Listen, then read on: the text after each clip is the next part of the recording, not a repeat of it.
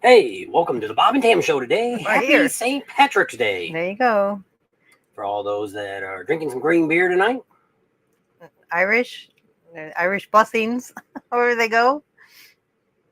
It doesn't look like there's anybody on yet. Well, so we're about an hour early. It's Florida time. We were kind of messed up with that. She's been sick, then I've been sick, and I'm still sick now. Can't breathe too well. Don't know how long we'll be on. We had a load up today. It's supposed to maybe rain tomorrow. We're moving tomorrow. You see the bike behind us, behind me. Her bike's not there yet. It's still in Daytona, and we'll talk a little bit about that tonight, what we're going to be doing with that, what I've already done to the bike. We got something special, something free that you normally would pay for in Sturgis. We're going to talk about that in a little bit. So something I just got the information, and it usually happens around Sturgis time, and a lot of people don't know about it. So just something everyone. we want to let everybody know about. Good day to you. And the background you see around us is actually taken from Daytona. We just kind of wrapped up Daytona here. So I have a couple videos still left to put out. The Sons of Speeds, a couple of the little videos, bikini contest. I didn't show all of that. I showed a little bit of it on the video yesterday, which not many people watching that. So we'll see All of what our happens. Aussies are on. Yeah, there you go. Rowan and Hendra. Yep. Hi there. And, how you guys? Appreciate you. I guess it's morning for you guys. It's usually the opposite of what we are here. There's Daytona Dave. How's your back doing? Did you get your MRI yet? Dave's been out down in the back for the last year or so that's not good, but praying he gets better soon. Mighty Quinn's on. He says, good evening. How are you doing? So we're actually in the trailer, if you didn't figure that out. We're all hooked up, ready to go for tomorrow morning. We got to get out of here around 11, go hang out at Walmart because I can't get into the new place till about noon. We'll be there for about 2 weeks, so we'll be kind of settling in there a little bit more. Hopefully we'll have good internet there. Here we've had pretty good internet. I've been able to upload videos and things like that, so that's been pretty good. So we're using the computer tonight since we're sitting here. Greg. So the truck's already hooked up, so that was Greg's the reason on? we couldn't go. We were kind of thinking about trying to see where we could go tonight. And thought maybe Sickies, but this would be a good place for him to go. And so I feel all right, other than I can't breathe. I can't. We've been coughing. There's Bob. How you doing? And so a lot of excitement going on. X-Am Biker. We kind of laying low this week. We haven't done a whole lot. Been to Walmart, been to Sam's. We've been tanning a little bit, getting a little darker for bike my week, achy bones. So yeah, it's getting her having the solar beds kind of help her out a little bit, makes her feel a little better. Versus sitting out here, we've been about in the high 80s here most of the week, and the humidity's been really high. Today actually it's a little cooler, but the humidity's just is higher yet. So I think it says it right now it's about 81, and it feels like about 86. So it's been really hot. It's supposed to start cooling down a little bit next week. We're going to be in the 70s. Cold and rainy, which is not good for me either. We don't know how much rain it's going to be. You can't predict Florida, just like everybody was saying about Daytona. It's going to be rain down, and it didn't really hardly rain at all. It did some spots. Some people got some people never got any. It's Florida. You got to get used to it. If you don't realize it's going to rain in Florida, you probably shouldn't come here. Pretty much all the rallies, there's always a chance of rain no matter where you go at a rally. And so you always got to be prepared for that. Luckily, knock on wood, we haven't had any hail yet. This is where I got my truck beat up at the next campground we're going to, where we got the truck beat up last time at. So hopefully we won't have any really bad hailstorms while we're here, because that wasn't really exciting. Had to wait till I got to Sturgis to get that fixed. Yep. So, is anybody else saying anything? No, they're just saying hi and good evening. And David said he got his MRI done. He's waiting for the results, and he said pollen is exploding everywhere. Exploding over here. Well, I don't know what we got. I don't know if it was the flu, but it seemed like a lot of people, the Badgers got it. He got it after he got home. She started getting this about the week before the rally started. She kind of was down a little bit. And then for me, it really hit me on that last Friday night. I just couldn't stay awake. I was just tired. And then it seemed like the last couple of days, I started feeling a little bit better, but now my sinuses are draining and all that junk. So I really don't know what's going on. It's not a 24-hour thing, that's for sure. It's a couple weeks. So I don't know. So like I say, she's been in her second week now, or her week's finished. Almost third. Yeah, so she's feeling better now. That's why I told him. I said, you've got about another week to go. So we'll see how that all goes. So we'll get moved tomorrow. And if it's rainy all day, we'll just unhook the trailer, level it up, and that'll be good enough. We'll get the bike out later. I don't know what. Right now, we didn't even ride the bike. I took it out of the trailer, sat here the whole week. We never did. We're going to talk about that in another time. The drive here, especially around here in Orlando, you take your life in your own hands, let alone getting in on a motorcycle, but Yeah. even in a car. I've never seen so many people, and they weren't all tourists. We see one kid darting into, must have been doing about 70 or 80 miles an hour down the 192. and we were all stopped. He comes zipping down the left lane in the turn lane, and I'm like, oh my gosh, he's going to slam in the back of that car that's in front of him. And the light just changed. Luckily, the person that was in front of us didn't move yet. And he darted in front of them, darted across 3 lanes of traffic, went to get him some dope. Within a block Yeah. and turned into a smoke shop. And it's And like, I was hoping he worked Hey, there Joe. because I was going to go by there later and have a little chat with that guy. But he must have just been there getting him some dope, and maybe that's half his problem. So, but I mean, that's nothing that compared to, I have never seen Florida altogether. It's just like on the highways out here. I've never seen people get away with driving 100 miles an hour on the highway out here. And it's just not one person. well, then going this morning when we went to Harbor Freight and did a few I don't want things. to talk about that because I'm going to use that in the video. It was a car accident. And maybe there was no traffic this morning. We got up early. Sunday morning, 9 early. o'clock in the morning. We did some running, and because we wanted to get all that done before we unhooked the trailer. Everything's all done except for me to unhook the power. Water's done, drained all the sewer to black tank, gray tanks, all done. And so we're ready to roll. The truck's all hooked up. And so we want to get that done early this morning. And we're going to do a video on showing you this wreck that we just seen this morning. And you're not going to believe what happened to this car. But I mean, it's just insane. I seen a little bit of it when we were in Daytona. I definitely see it when we drive on the highways. It's just not the 4. It's just about any highway you're in. So it's not, I'm not saying it's Florida people. I'm not saying it's a tourist. I don't know what it is. Now, some people say it's Spring breakers. I don't know. That the problem you have with Florida is you have a lot of everybody here. You know, there's people from northern New York came down here. They live down here now. And you got all the retirees that are down here.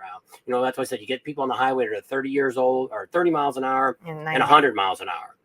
Because we've been doing 80 in the truck and cars are flying past us. And I said something to the cops the other day when I was talking to them, and they just ignored me when I said something. I said, this is about the only state I've ever been in that people can get away with driving 100 miles an hour. You know, once in a while you see a car, if we're traveling even through California, you don't see that excessive speed. You see people 80, 90 miles an hour, but I mean, you don't see here, like I say, here I see constantly. I know there's cars doing over 100 miles an hour. It's just insane. And I've never seen a state that has such a drastic difference in people driving. Yeah. So sorry, Dying Breed Media.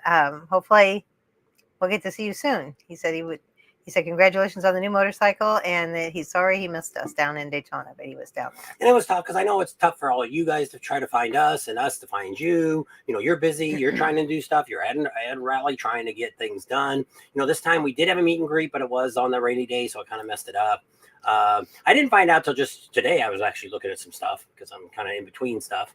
And I noticed that Harley had a lot of people, the corporate had a lot of meet and greets there. I never even thought of that. They didn't offer us anything. You know, we're not one of those 100,000 subscribers. So I don't know if that's why we don't get it. But I mean, the one people we've seen got some bikes to ride the whole time they were there.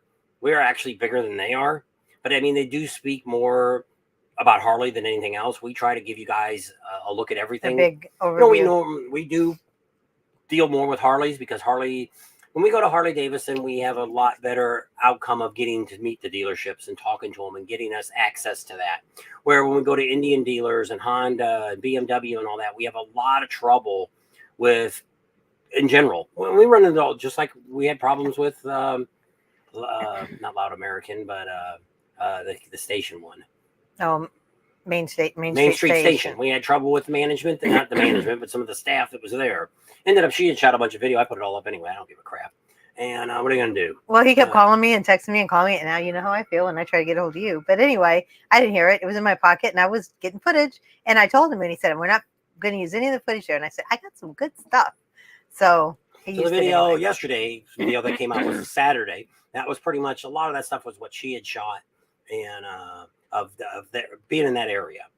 And then the bikini contest, she got, that was her camera, it wasn't mine, from the stage view. So we're going to show a little bit more of that. We were trying to see if YouTube, I got in trouble for that. YouTube penalizes you for, if any of you watch Adams Oil, he's been slapped a couple times. Well, actually, there was a video the other day I watched that you actually seen some bare boobies on their video.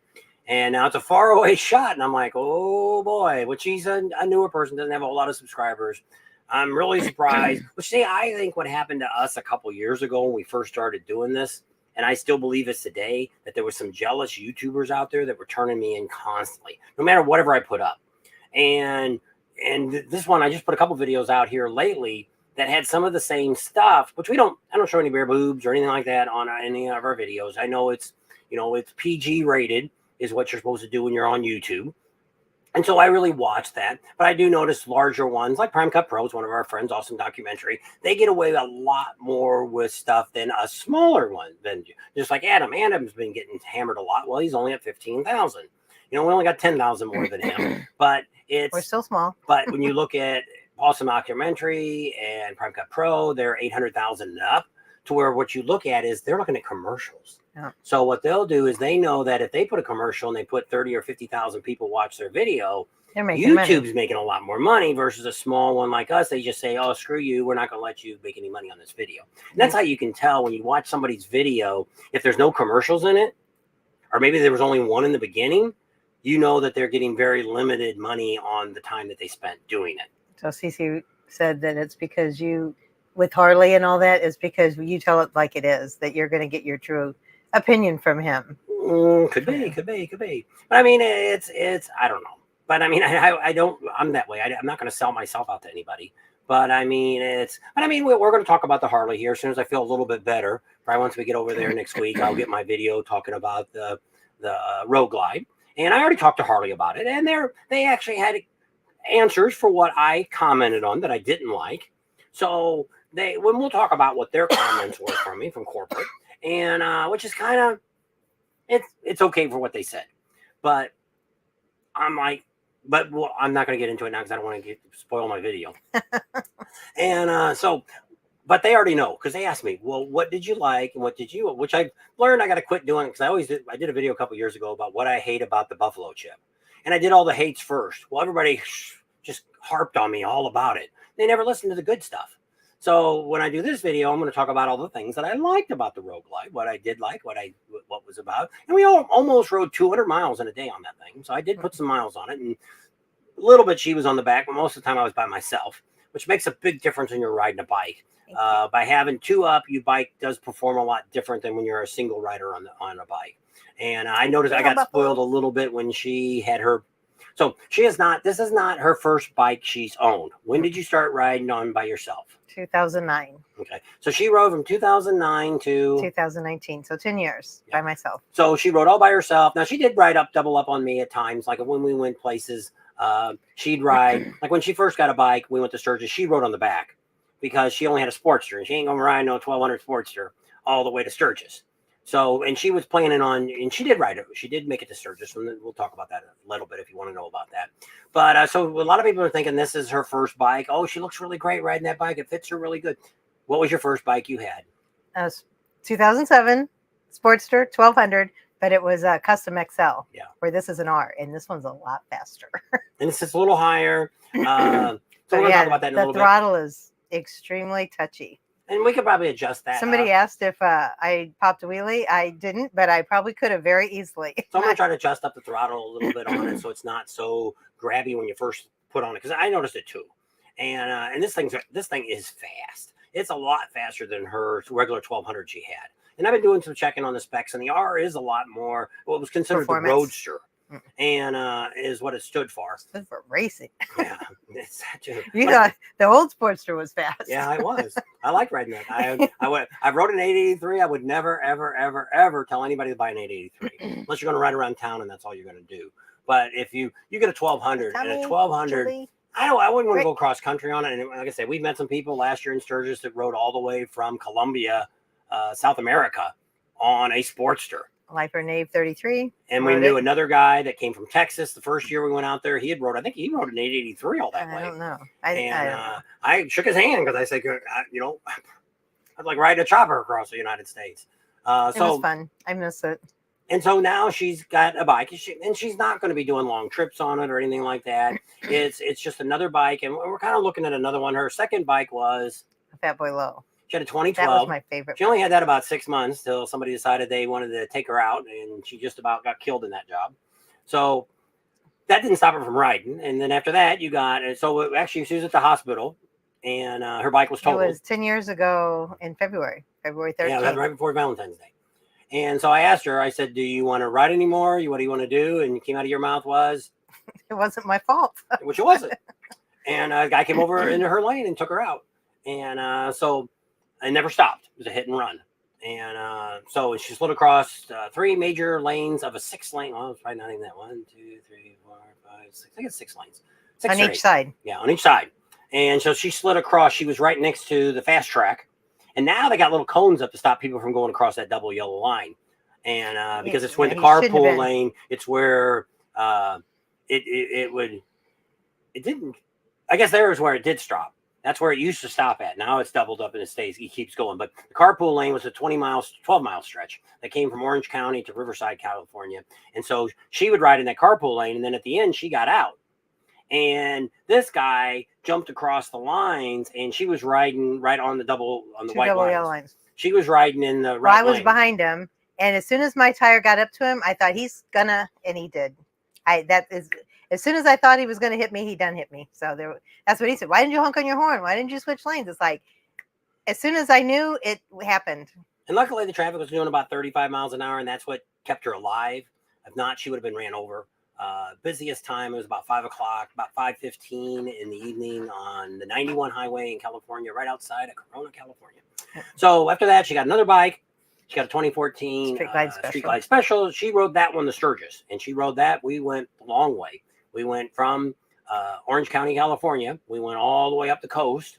Actually, we started in Corona, and we drove. No, Yorba Linda. I was in Yorba Linda. So we went from Yorba Linda, and we went out to the 1, and we drove all the way up the 1 till we got almost to up to Oregon, and it got really, really cold, and we jumped across onto the 5. That was a day. It went from 40 degrees to 120 in about 4 hours.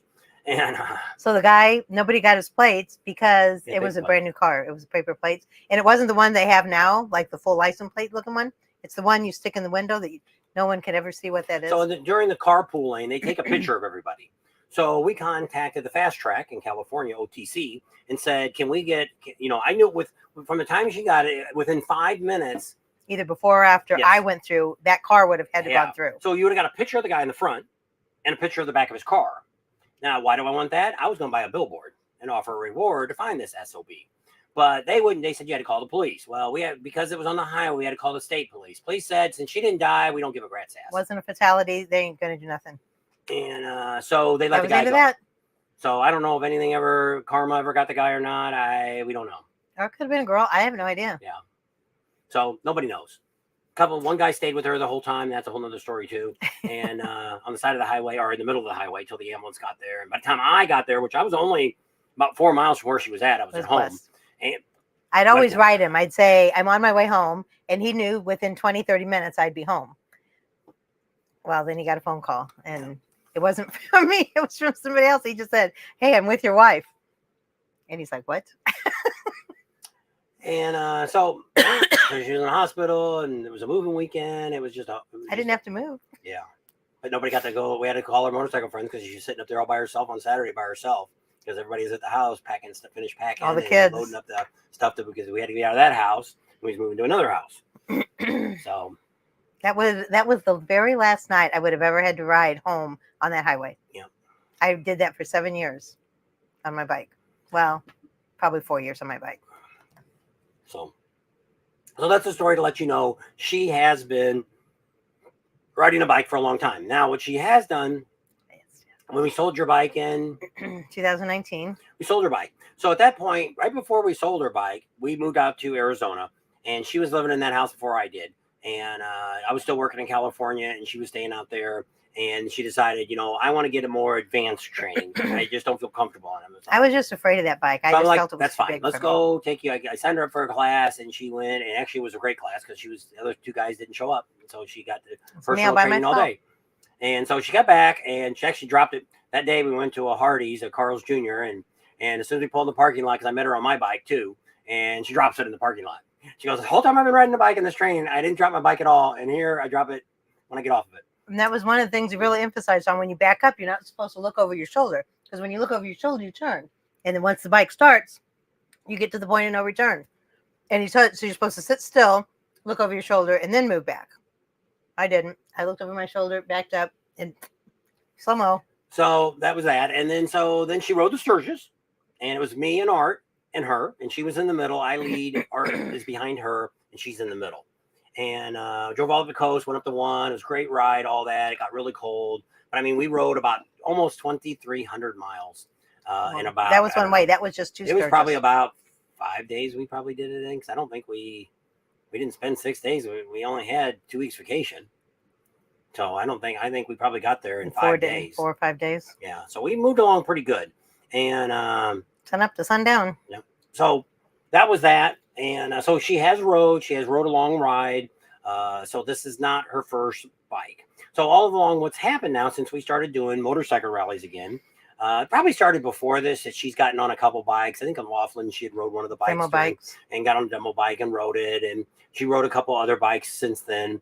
And then as we got into doing motorcycle rallies, covering this in 2020, she started doing more. She rode an Indian. She's rode a couple Harleys. She's rode the 3-wheelers. And so that's when we decided to go to the auction and started looking for something. She seen this little yellow Sportster and she kind of liked it. And it came up on the bid. I went to go look at it and it was already in line to be bidded on. And so I ended up, we paid $5,500 for it, but I paid more than I probably should have paid for the bike. It does have low mileage. It says it's only got 6,800. Now, I'm pretty sure this has got a computer on it too, an ECM 2007. So it should be the accurate miles. You really can't change much of that unless you've got some way to break into the system and change it. Because most of the bikes now, you change speedometer. It's going to, just like me when I got my new digital gauges, you didn't have a choice. It just told you what the mileage was when I took the old speedometer out. So most of the time, but I mean, if you're a computer hack, anything's possible probably. But I don't think the guy I think we bought it from, I don't know what he did. I'm almost thinking he might have bought it the way it is. And he might have put some tires on it. Because somebody else said that they thought the knobby tires came on it. Yeah, that's what Rick Rack said. When they were looking at it, they felt that the bike was more of a stunt bike that somebody was using. Because where the pegs were and how sturdy and stiff they were. And I guess there was a little scratch on the fender on the inside. And they said that's when you do a jump and come down, that probably hit the fender, the forks, I guess. Is that the forks that would have came down and hit the fender? I don't know. So we don't know, but it is possible. But I don't know. The only thing we've done to it so far, other than the work we've done to it, and we'll talk about all the things I've done to it so far. And I did some work myself. Is we put, I did an oil change, and a couple of kids were mad because we didn't go to AMSOIL at them. The issue we had on it was we kind of suspected it because when I moved it from home, I thought that I seen some oil on the floor. I kind of looked underneath it. I didn't see anything. So when it was fresh. It was real clean. Yeah. But we also had ATVs. We were pushing around the kids' ATVs. They got pretty fresh oil in it. So I was like, I just told her it could be leaking oil. And so I kind of looked around. I didn't see nothing. So I rode it into the trailer, parked it. And then I guess after we got here, we noticed there was a little bit of oil on the floor. Well, then when I took it over to J&P to start getting all the work, there was a pretty good puddle underneath it just from parking to get the tire put on it. And that's when I thought, we got to take it someplace and see what we can do. So I went over to Speeds. They didn't have a filter. They didn't have the gaskets for it. So I got them all at JP. And they just said, well, we'll put the oil in for you guys and take care of it and fix it right for you. So they did all that for us. And that's why we did it there, because I didn't want to take another chance of going to Adam. One, I'd have to call him and see if he had a filter and all that. And if he didn't have it, we'd be kind of screwed being way over there. I don't know. He probably did. But I don't know how much oil was still left in it. There was some oil left in it, but I mean, we didn't know. You can't check that without pulling the cover off to see if it's got, because that's the way you fill it. Yeah. So we changed it with them mainly because of that. So it does not have synthetic. It does have whatever the synthetic oil they sell, but I mean, it's not AMSOIL. It's not 100% synthetic like AMSOIL is. So it is what it is. So that's what we did. I made the decision, and that's what we did. So what all have we done to her bike? So when we got there, nobody sponsored us. We didn't get any free parts from anyone. JP Cycles did give us a discount. Not much, but we did get a discount on, it varied on what we bought. So we got a Mustang seat for it. Well, first we got a tire, and we got a back tire on it. We got the new Dunlop. It's called American, or whatever it's called. It's a pretty neat tire. When they explained it to me, I thought, I like that. I want to put it on her bike and see how it does, and maybe we'll put those on mine when I change my tires out. But I just bought a new front tire for my bike. But what it is it looks more like a car tire, to where the center tread is actually sitting on the road and the sides are up a little bit. So that way, if it's rain, the water is going to be able to slide up a lot faster than it is if the tire is flat on the road. So I thought, it makes sense. I used to sell tires for cars. And I thought, that really makes sense. I want to try that out. And also said, like when you see the tar snakes, that it won't jerk around as much, which we've had trouble with that when she used to ride in California. And we had a lot My of those. Street Glide. It would do that. I So didn't like so we did that. We're waiting on, let me finish what we did. So we did forward controls. We got the, what's that stuff Rick Rack gets their stuff from? Oh, Drag Specialties. Drag Specialty forward controls. Those are very nice. They were like $200, $300, something like that. I don't know. I didn't price everything out. We spent about $1,000 already on it. So maybe even more than that. But so you got the forward controls, and those are really nice. They came with the foot pegs that she likes. She wanted that. She wants a heel toe, but I don't think we can put a heel toe on that. The heel toe would have had to stay back where it was at, I think. So we got that in the front. We also changed the handlebars out. Somebody else said, you got to get rid of those handlebars. Well, those are the handlebars that we decided to go with hers. She wanted something a little higher up. Can't see my hands. A little closer to her. So it's not, and they look kind of goofy after they're on there now. And I look at them, they kind of come in and then go up. They're kind of, I don't know, different They shape. start at the bottom and then they come in a little and then they go out where you grab on.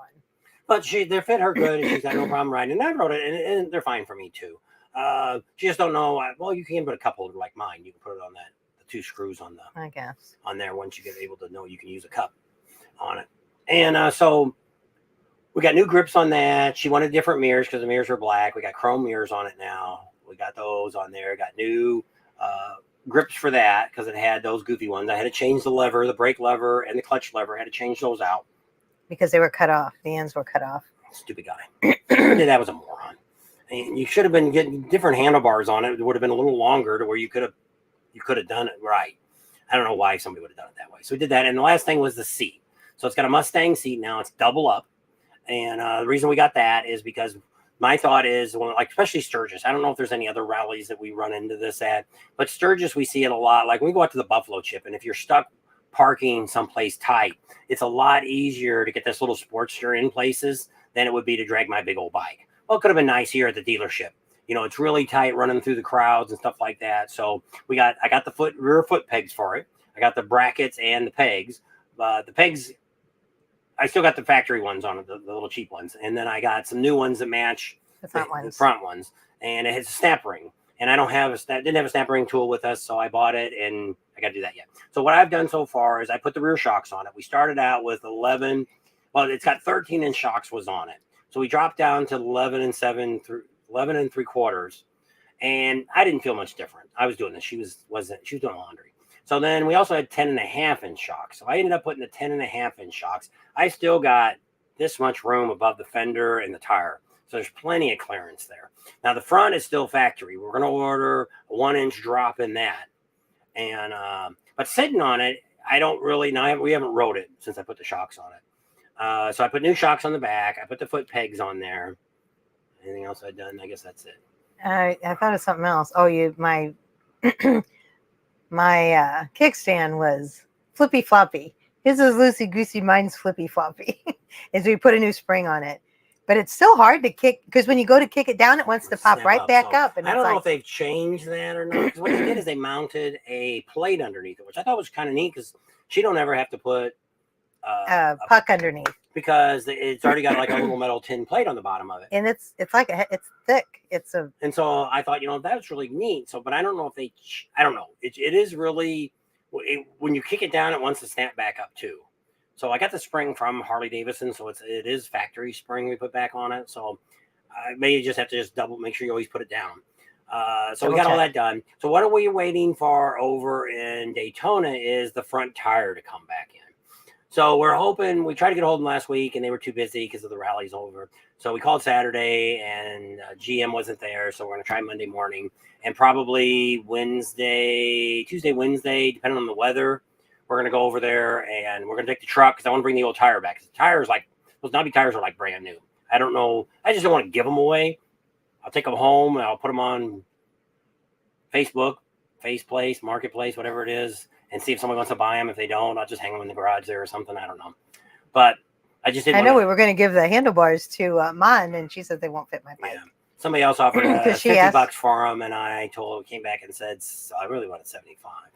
And but because it's already got the grips on it, it's got the hand guards on it, and all that stuff, and we'll get it home, and I'll probably do the same thing, put it on Marketplace or something, and see if I can sell it. So that's that. The seat, same thing. We brought the seat back with us. They say it starts with a P. I don't know. Lapierre. Yeah. And I didn't realize it when we went in the Harley dealer. They had a whole wall. When we went to the Indian dealer, they had a whole wall. I never heard of this seat brand before, but that seat did sit a lot lower. But there was no padding to it. No, You were sitting on metal, and I so don't know. that's We where might we're keep at. it, So but once then we'd we have to double get up. I don't know. we get the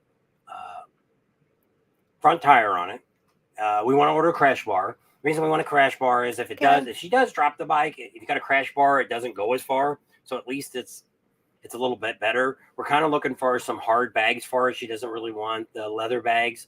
Her other Sportster had the hard leather bags on it. They were plastic inside, had leather on the outside.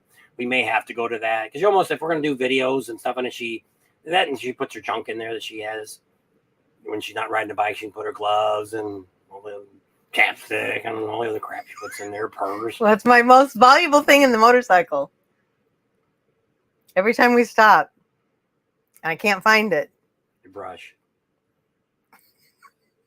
He's like, I watch all these other girls. Nobody else brushes their hair when they get off the motorcycle. I do. I'm sorry. It's already a mess. So he wants to know what the seat fits. I guess it fits a 2007 Sportster. Well, it fits most Sportsters, up until the new Sportsters.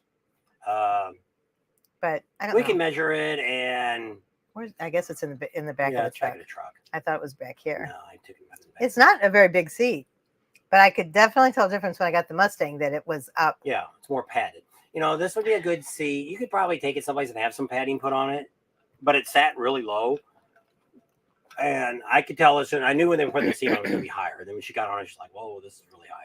I mean, she wasn't quite flat-footed before. Now she was on her toes. So when I lower the back shock, she's pretty much down to flat-footed. And so we're going to ride it and see how the front springs do. And if the shocks in the front seem fine, we'll probably leave it that way. If not, when I get home, I'll drop it down. I'll do the spring kit in the front. Might fit. If you're looking for a Lapierre seat, it's not going to be very soft on your butt, but it sits low if you want it low. So we have it with us. We'll have it with us all through the rally season. We do not go home until August after Sturgis. So if you're coming to any of the rallies, just got to let us know. That's Race Motor Life. And we were supposed to meet up with him. Yeah, didn't do it. And give me some more tea. Just pour some out. You should have told me it was almost empty. So they're talking to each other. So that's what you say. His bike's in here. We're all loaded up and ready to hit the road in the morning. We're moving, I don't know, what is it, about 15 miles away? So right now we're real close to Kissimmee, and we're moving to Four Corners.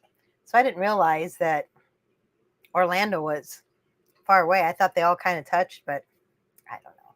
Whatever. But it's kind of nice being down here because there's a lot more restaurants. I mean, less than a block probably. We've got a Krispy Kreme. There's a CVS. There's a Chili's, a Uno's, Macaroni Grill. I mean, within a block. Cracker Barrel.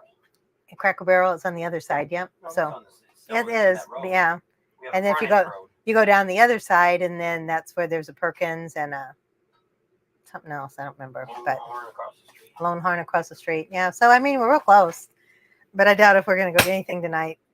I made peanut butter sandwiches. Well, that's what I said. They're close enough. You could walk. If you'd walk. He won't walk.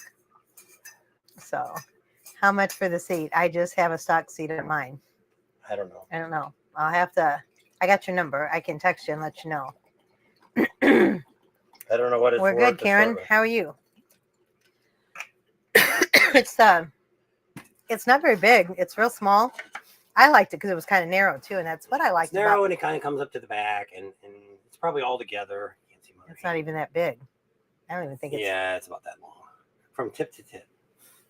I haven't carried it around. You didn't. There's Terry. Top of the morning, Tim. Even though it's evening. Do you say bottom of the evening since you say top of the morning? I don't know. So that's where we're at. We got our green shirts on for St. Patrick's Day. We were going to go to one of the bars down here, but I've been feeling bad. We were She gonna go to started it Sickies. all, and then I got it. My fault. And kind of go at night. I've actually been doing better at night, except for last night. I got my nose has been killing me all night, so I don't know what was keeping me awake. And like it's a sore or something inside of it. I don't know. And so I had that too, so I don't know if it goes part along of with whatever like a the. fever blister in it. I don't know. I have no idea. Hopefully in the next day or two I'll be over this. And it seemed like last couple nights, well, the night before this one, last night, I was kind of slept all night. I could breathe all night. I wasn't coughing until I got up in the morning, and not coughing as much now as I had been coughing. So I thought, maybe everything was getting better. And then last night, Neither the one of sore us came slept. up, and we was up awake all night, and she got some kind of peeing trouble going on. So we got a lot of issues going on. But Yep. I have a UTI. I'm assuming. I don't know. Doctor sent me out pills, but don't seem like it's doing much. And so tomorrow's she my may be last going- day. She may be going urgent care the next day or two. I don't know. No, we haven't Right. tested for COVID. If it is, what are they going to do? Just like when you go to the doctor when you're sick and they say, take this for 7 to 10 days. If you take it, you'll get better in 7 to 10 days. If you don't take it, you'll be better in 7 to 10 days. So it's up to you. You're going to take the medicine or you're going to go to the doctor. I got cranberry juice. I've been taking that too. Well, I think because since we didn't feel so good, we take vitamins every morning. And because I used to get UTIs really bad when I was younger. And I started taking a cranberry pill every morning and haven't had one in years. And when we were sick, when we got colds, I just didn't feel like doing nothing. We weren't taking our vitamins in the morning. So probably for a whole week, I didn't take my cranberry pill. Was that it? I have no idea. I'll have to wait and see. Because I did some internet doctoring. It says that you may end up having to have like an IV with the Antibiotics. in it. Because And we've already taken some antibiotics before. When we had all this. So I don't know if she's got too much antibiotics in her and that's why it's not solving the problem. Who knows? So we've had some issues here with both of us here over these since the rally's been over. A shot of Jack before bed. We've got Over some that. tequila. Yeah. And so I don't know. So we'll see what happens here in the next few days. And the weather's Thanks, going to get a Karen. little cooler. So hopefully that'll help a little bit. It does help by being in, because now when we were over at Sam's place where we stayed We didn't during have air Daytona, we have no air conditioner. We have to run The fans and that's it. keep the windows open. So that I can definitely tell when we're in here in the air conditioning, it's a whole lot better feeling than when we're getting out with all the humidity and all that. We're not used to that kind of stuff. We don't have that kind of humidity where we're at in Arizona. Hey, Mike, happy St. Pat's Day. So that's part of the trouble that we seem to get a little sick down here every time we come down every year anyway. But this year, My because knees it are was better. cool when we first got here, I think it didn't really affect us too much. Well, then they said the pollen was so bad down here too. So I don't know if it was a combination of allergies and the pollen and then actually getting sick and the weather change and the. That's what I thought it was, because on Wednesday before the rally, it was a perfect day. It was like 80 degrees. We went out and rode all day. We did the loop. We did all this stuff. We just rode from sun up to sundown.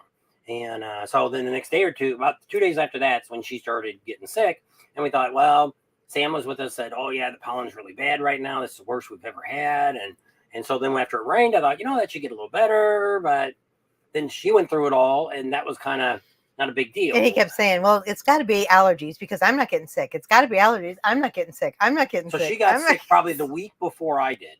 For a whole week, she was sick from probably that Friday the rally started, Thursday or Friday. It must have been Friday. Well, because one day when you went uptown, I didn't go with you. Remember, I stayed in the trailer. And then we did a live that night, whatever night that was. And I was not feeling the greatest. I take probiotics every morning. But like I said, for a week when I wasn't feeling good, I didn't take any of that stuff, which I should have, and I didn't. So we don't know what's going on. Thanks, so Greg. We're going to find out with her. Hopefully in the next day or two, I'll feel better. She's probably going to have to be off the antibiotics at least a couple of days before she can go get urgent any care other or kind of whatever. test. So, but see, I don't know if I'm telling too much. Or not. Probably you shouldn't talk about your health. And so we'll see what happens. Hey, Tony. So that's that. So one thing I want to tell you about Sturgis. So we'll talk up. a little bit about Sturgis. It's only like, 160 days from Sturgis. Wow. It's getting really close. And so one of the things I want to tell you, a couple things. If you're going to be there on August 4th, which is Sunday, what do you get? I'm going to give you the opportunity to go to Devil's Tower or the Badlands for as many of our subscribers want to go for free. Why? Because it's National Park Day. They do it about 4 or 5 times a year. And I seen it this morning when we were at the gym, tanning, massage bed, not working out. But they came up across, and it happened last year during the rally, and a lot of people don't know about it. So we'll continuously talk about this because I want to make sure everybody knows. Now, it doesn't work at Custer State Park because it's a state park. Yeah. But or it doesn't do it at Mount Rushmore. But you're paying for the parking. You're not paying to get in. Yeah, that's a bunch of crap, but whatever. And we argued with them, but it doesn't do any good. And but if there's any other parks that you're going through, like we might be going through Yellowstone, maybe on the way there. Yellowstone is a national park. That's a freebie. So on that Sunday, now they also said if it's a park that's limited to people, you need to call and make reservations. The Badlands and Devil's Tower, I don't think they've ever closed it down. And because you can't camp or nothing in either one of them. So, well, Badlands you can, but there's so much ground, nobody cares. But so that's what I want to tell you. If you're out there on that Sunday, you want to do at least one of those parks. It'd be tough to do them both in the same day. Yeah, because they're so far apart. But definitely put that down on your calendar for that Sunday to either do the Badlands, which we're going to talk about this when we get there. We'll be in Sturgis on June 10th, and starting right after that, we're going to start doing some rides. And what we're going to do is show you even if you've been just like us. Well, one time we did. Me and Art went the back way, but normally we just get on the 90 and just sit down there and jet back. Well, you're going to burn a whole day up going down there anyway, because you're going to stop at Walt's Drugs and the tourist trap of the world. But I'm going to show you a great way to go, another way to get there. And there's probably a couple different ways. We're actually going to meet up with one of our subscribers that's lived there his whole life, and he rides a bike all over. He's promised to show us some rides that you don't know about. I don't know about. So that'll be really interesting, because some people will say that. How do you guys get so much information? We get a lot of from you guys. So somebody will come up and say, Daytona Dave, he's in Daytona, and say, hey, guys, you ever check out this restaurant? Go over here and check this out. That's how we found Pat's Kitchen. I don't know if it was him. No, it was Dave's Crazy Trailers. And he had told us that the first year we went out there. And he said, you got to check out this place. It's got a really great breakfast. And we found it. And it's like, there's a lot of great places to eat breakfast. And we still didn't hit them all. We finally found one the other day that everybody was talking about, that one started with an R. It was on, about the restaurant. Mike was talking about, he said, be careful. That's what he had when he got so sick up in Sturgis and was in the hospital and everything. It started with the UTI. And then he said, then I had to be put in the hospital and ambulance. Well, it's probably because of UTI too, or because it went up into his kidneys, which I've had that happen before too. But anyway, Patsy came back and he said, yeah, and somehow he got lucky and caught a wife too. What's Terry say? Irish coffee will clear that up. I don't drink coffee. When we used to go out with our friends, and at night the last bar they'd always get an Irish coffee, and I'm like, this is no fair. I want a good night drink. And so I started drinking hot chocolate with butterscotch schnapps in it. That was good. And so that's where we're at. So that's special. Remember about August 4th. And so we're going to be showing you guys some great rides when we get to Sturgis and all that great stuff. I'm not saying all that stuff. Now, somebody asked this week, asked the question, why we do what we do, and when will we say this is the end of what we do? Reason most of you probably already know why we do what we do, because if you've been on our channel a while, you know. But this first I thought they were talking about, because they kind of wrote the comment on Willie's Chopper Time show. And I'm like, I've been covering chopper shows or motorcycle shows since I started. Don't do a lot of them, but we do cover some of them. And then I thought, no, maybe he's meaning why we do what we do. So why we do what we do, and some of you have already heard this story before. We've been going to rallies since 2003. 2003, we started going to motorcycle rallies. We did some motorcycle events back in Illinois, but not anything that was really considered a rally. Did a lot of AMA things, American Motorcycle Association. I belonged to that when I used to have my Hondas. I belonged to that and did a lot of events that they had going on, but I wouldn't really call that a rally. So we started going out to Laughlin when we moved to California. That was kind of our first rally. We did Vegas a couple times too. So we kind of got our experience from that. Well, what ended up happening, one of the biggest problems that I always complain about when you go to rallies is nobody puts everything together. Whatever the Iron Horse is doing, they're telling you what they do. Whatever they do at the Buffalo Chip, they're going to show you what they're doing. Whatever they're doing down at Main Street Bar, they're going to tell you what they're doing at Dirty Harry's. Nobody puts everything together. There was a bikers app that came out, and the guy screwed it all up. He was more interested in selling people ads. You go on there, and there's really nothing on. He's got like 10 things that are going on, and that's it. There's a hell of a lot more stuff going on than that. So that's kind of what started what we did. So we've been to rallies all the way up to, so in 2019, we went to Sturgis, and we've been to Sturgis before that. I didn't go to the 75th, but I went to the 74th, I went to the 76th. And then we skipped a few years, and I went to the 79th we went to. And that's when we ended up buying the RV that we have. We rode the bikes up there, and we bought an RV. And so from there, we thought, you know, I already bought for the 20th, for the 80th. I'm like, you know, let's go ahead and do an anniversary to say we done it. Done there, been there, done that. That way we can experience all the craziness that goes on an anniversary year. Because I never went on an anniversary year, a 5 or a 10. So we decided that, okay, we're going to go. Well, meanwhile, we decide I got to do something to keep me busy. I can't sit around and do nothing. So we thought about people have always asked us since day one, what do you guys do on the weekend? You guys are always doing something. What do you do? What'd you do this weekend? What'd you do that weekend? So we thought, you know, hey, let's get this RV, let's fix it up, and we'll boondock, and we'll travel around the United States. And if nothing else, we'll show people where we go, at least all of our family members. And we got friends and family back in Illinois and Missouri and California and Kansas and all over the United States. She got a cousin we might meet next week in St. Cloud. She forgot that lives down here. A cousin of a cousin of a cousin of a cousin that was at one of those family reunions that, if you remember that story from a couple of weeks ago. Once again, it's probably somebody I met, but I'll have no clue who they are. And you met his brother. I don't know if you've met him. Who knows? And so that's when we decided. The 5 and the zeros, like the 35th, the 30th, the 45th, 55th. Yeah. A lot of people only want to come on anniversary years. It's kind of like Milwaukee does the same thing. On their big anniversary years, that's when they used to only have the big rally that they had. The other one they had in a different state and had it somewhere else in a different time of year. They just call it homecoming. Yeah. And so we decided, so we're going to start. So what we did is we journeyed out in right after Christmas. We left the day, either Christmas Day or the day after Christmas in 2019. We decided to come to Florida to cover the Tampa RV show. And we also had another couple that we used to watch on YouTube that's called the Motorhome Experiment. We watch a bunch of YouTube. We know more YouTubers that, well, we don't know now, but we've watched more YouTubers that were RV people than we did motorcycle people. So when we got down there, they had a big event and they had their own campground and all this stuff going on. It was a really great time. We walked away with 100 subscribers. We were on our way. We were so excited. So on the way back, we went through New Orleans. We stopped in Texas, went down to what's that? Corpus Christi. Corpus Christi, which I love. San Padre Island. I love that down there. I want to get back down there again. I just don't know when. It's really cool. And then we journeyed back because the pandemic was coming out in 2020.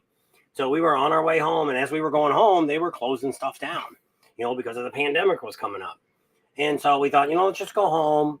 We'll hunker down at home, and we got some stuff we need to do to the house because, of course, Home Depot and Walmart and everybody else got to stay open. He about killed me. We painted the whole outside of the house, did the trim. We did tile in the house. We redid some of that. And I don't know what else we did. We did a bunch of stuff. And I'm like, all right, it's time to leave because you're going to kill me. So then at that point, we were heading for Sturgis. So we got there.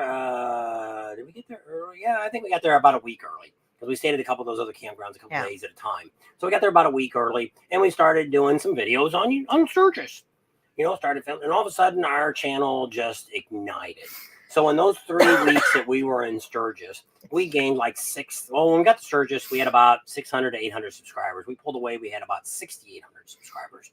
So at that time, if you're back from that time, we told everybody if we hit 5,000 subscribers, I would do everything I could possibly do in 2021 to hit as many possible rallies as possible. So you did that. So I honored my thing. So that year we decided, what the heck, let's go ahead and do the fall rallies. Go to Florida because we had never been to Daytona, never been to Myrtle Beach, never been to Panama City. We didn't know nothing about any of those rallies. That year, Leesburg didn't have anything going on, but the dealership did. We let's go over there and we'll see what they got going on, and we'll see what's going on. And so we decided, okay, so we seen all that, and we're like, okay, that's interesting. I'm glad I went because we had no clue where we were going. So then we got back home, and the spring rallies start coming up. Or did we go on the way home? When did we hit? Was that on the way home? Did we hit Bikes, Blues, and Barbecue that year? No. What are you looking at? There. That's a light above you. No, it's not. Oh, it's it's the coming sun. in the sun. The light. Let I it see be the light. And so go on with your story. So anyway, So after fall so I think we went from Sturgis, we went down to the fall rallies. Get the broom and put it up against it. The broom should be laying right there. There you go. Not quite. There. So we went down to the fall rallies. We went to Daytona, Panama City, and Myrtle Beach. we did Leesburg too. Yeah, I guess because it was fall that year, because Yeah. they usually don't do it in the fall. They usually only have it in the spring. So, and then that's when we decided to do all of them. And then that next year when we went to spring rally, for some reason, Panama City and Myrtle Beach was both a week Oh, we earlier. also did. And we went to Tennessee Motorcycle and Music Revival. Well, we also did Adam Sandoval's. So that was right after I retired. So we must have hit that on the way to Sturgis. We went to Sturgis because the first year in 2019 when we got the camper, then we came back and we went through Texas. We stayed a couple days in Colorado, stayed a few days in Texas, and went back to Adam Sandoval. I think we went home because that was all still September. Went home and then we did Arizona Bike Week, and then we went to Adam Sandoval's. So we did a lot. I mean, we wasn't home much then either. That was before YouTube. So Douglas Perry, I was in Corpus Christi. That was nice going in Galveston last year. But we went all the way down to South San Padre Island. That's really nice down there in Went all the way to Brownsville. the end, Brownsville, all the way down to Mexico border. Don't forget to hit the thumbs up button. That was so the rallies that we have done. So we've done start right the in. Reno rally. So we've done that. Street We've Vibrations. been to Las Vegas when they had it. They're not having it anymore. The Laughlin River Run, which is now the Bullhead City River Run. We've been to Sturgis. On this side, we come to, of course, you know the three we just said: Daytona, Panama City, Leesburg, and Myrtle Beach. Done that. Also did Galveston. We gone to Mexico down to Rocky Point. Did that. Did Laconia. We also rode in the White House for the memorial ride that they do. Ride to Remember now. It used to be called Rolling Thunder. So we've done that. There's Gareth. We've done the Tennessee Motorcycle Music Revival, which is at Loretta Lynn's Ranch. We've done Bikes, Blues, and Barbecue. We've done that twice now. We've done Lake of the Ozarks. Yep, did Lake of the Ozarks once. Ocean City. Done Ocean City once. I think that's about it. No, Rocky Point. I said Rocky Point. Oh. It was in Mexico. They wouldn't know if we were going to do Galveston this year. I doubt it. The problem we run into Galveston is the cost for us to get there. It's like $1,000 for us to get there, $1,000 to $2,000. We have nobody to take care of our camping. We could call one guy, but I don't know if they have full hookups or not. But the point is, it's $2,000 to get there and get back. That's the point we don't run into. I'm really thinking about doing the motorcycle, the Mexico one. But see, from there, we'll go to Phoenix, then we'll go down from Phoenix, and so I don't know how far that is. But it's not as far as going all the way to Galveston. That's a long way across the state. So that's the only reason we're not probably going to do Galveston. We don't know the Harley dealer down there to where we could fly in and get a bike or something like that. Kind of like Ozark Rider riding the Ozarks. He just went to Daytona, and it kind of made sense to us too about this. If we don't know what next year brings. We don't know next year about anything yet because it's not next year yet. We finish this year before we make any decisions. But we would really like to fly to Florida next year. But he made the sense, just like in our case. Now, we are here spending time doing the other two rallies. But if we only went to Daytona, it cost me $1,000 down and $1,000 back. Well, it only cost us about less than $1,000 to fly. $1,000 could be for a hotel or a place to stay. In Daytona? Yeah. So, eating my old milk as they got melted. I bought him 2 boxes to eat, so we have a little snack to eat. Dollar store, or maybe we got them at Walmart. I don't remember. I just lost track of my wife here at Walmart. You guys are at Walmart? Jason's Corner is in New Smyrna. Ray's Mobile Life said they went there, and he said it was an awesome place to eat. Put out a silver alert. Does she have the credit card? That's what you got to worry about. Will you guys be in Myrtle Beach this year? Yes, we will be. So thanks to Michael Adams, which we need to call him too. So that's all set up. So we're right now. What we've got set up right now is Leesburg is next rally coming up. They actually have. I thought that was that turkey run. I thought that was during Thanksgiving. That's in March in Daytona. That turkey run. It's cars, but it's the 23rd of March to the 24th. So I might go over there for a day. I don't know. When is the 23rd and 24th? It's probably coming up pretty soon. Yeah, because today's the 17th. So we'll see. I don't know. I'm also in the cars, if you ain't figured that out. More in the cars than anything else. Tony Huffman wants us to adopt him and take him with us. Yeah, no. Rocky Point is a great rally. Which we'd like to do at Rocky Point again. I really like to get it done this year again, but we don't know yet. I don't know.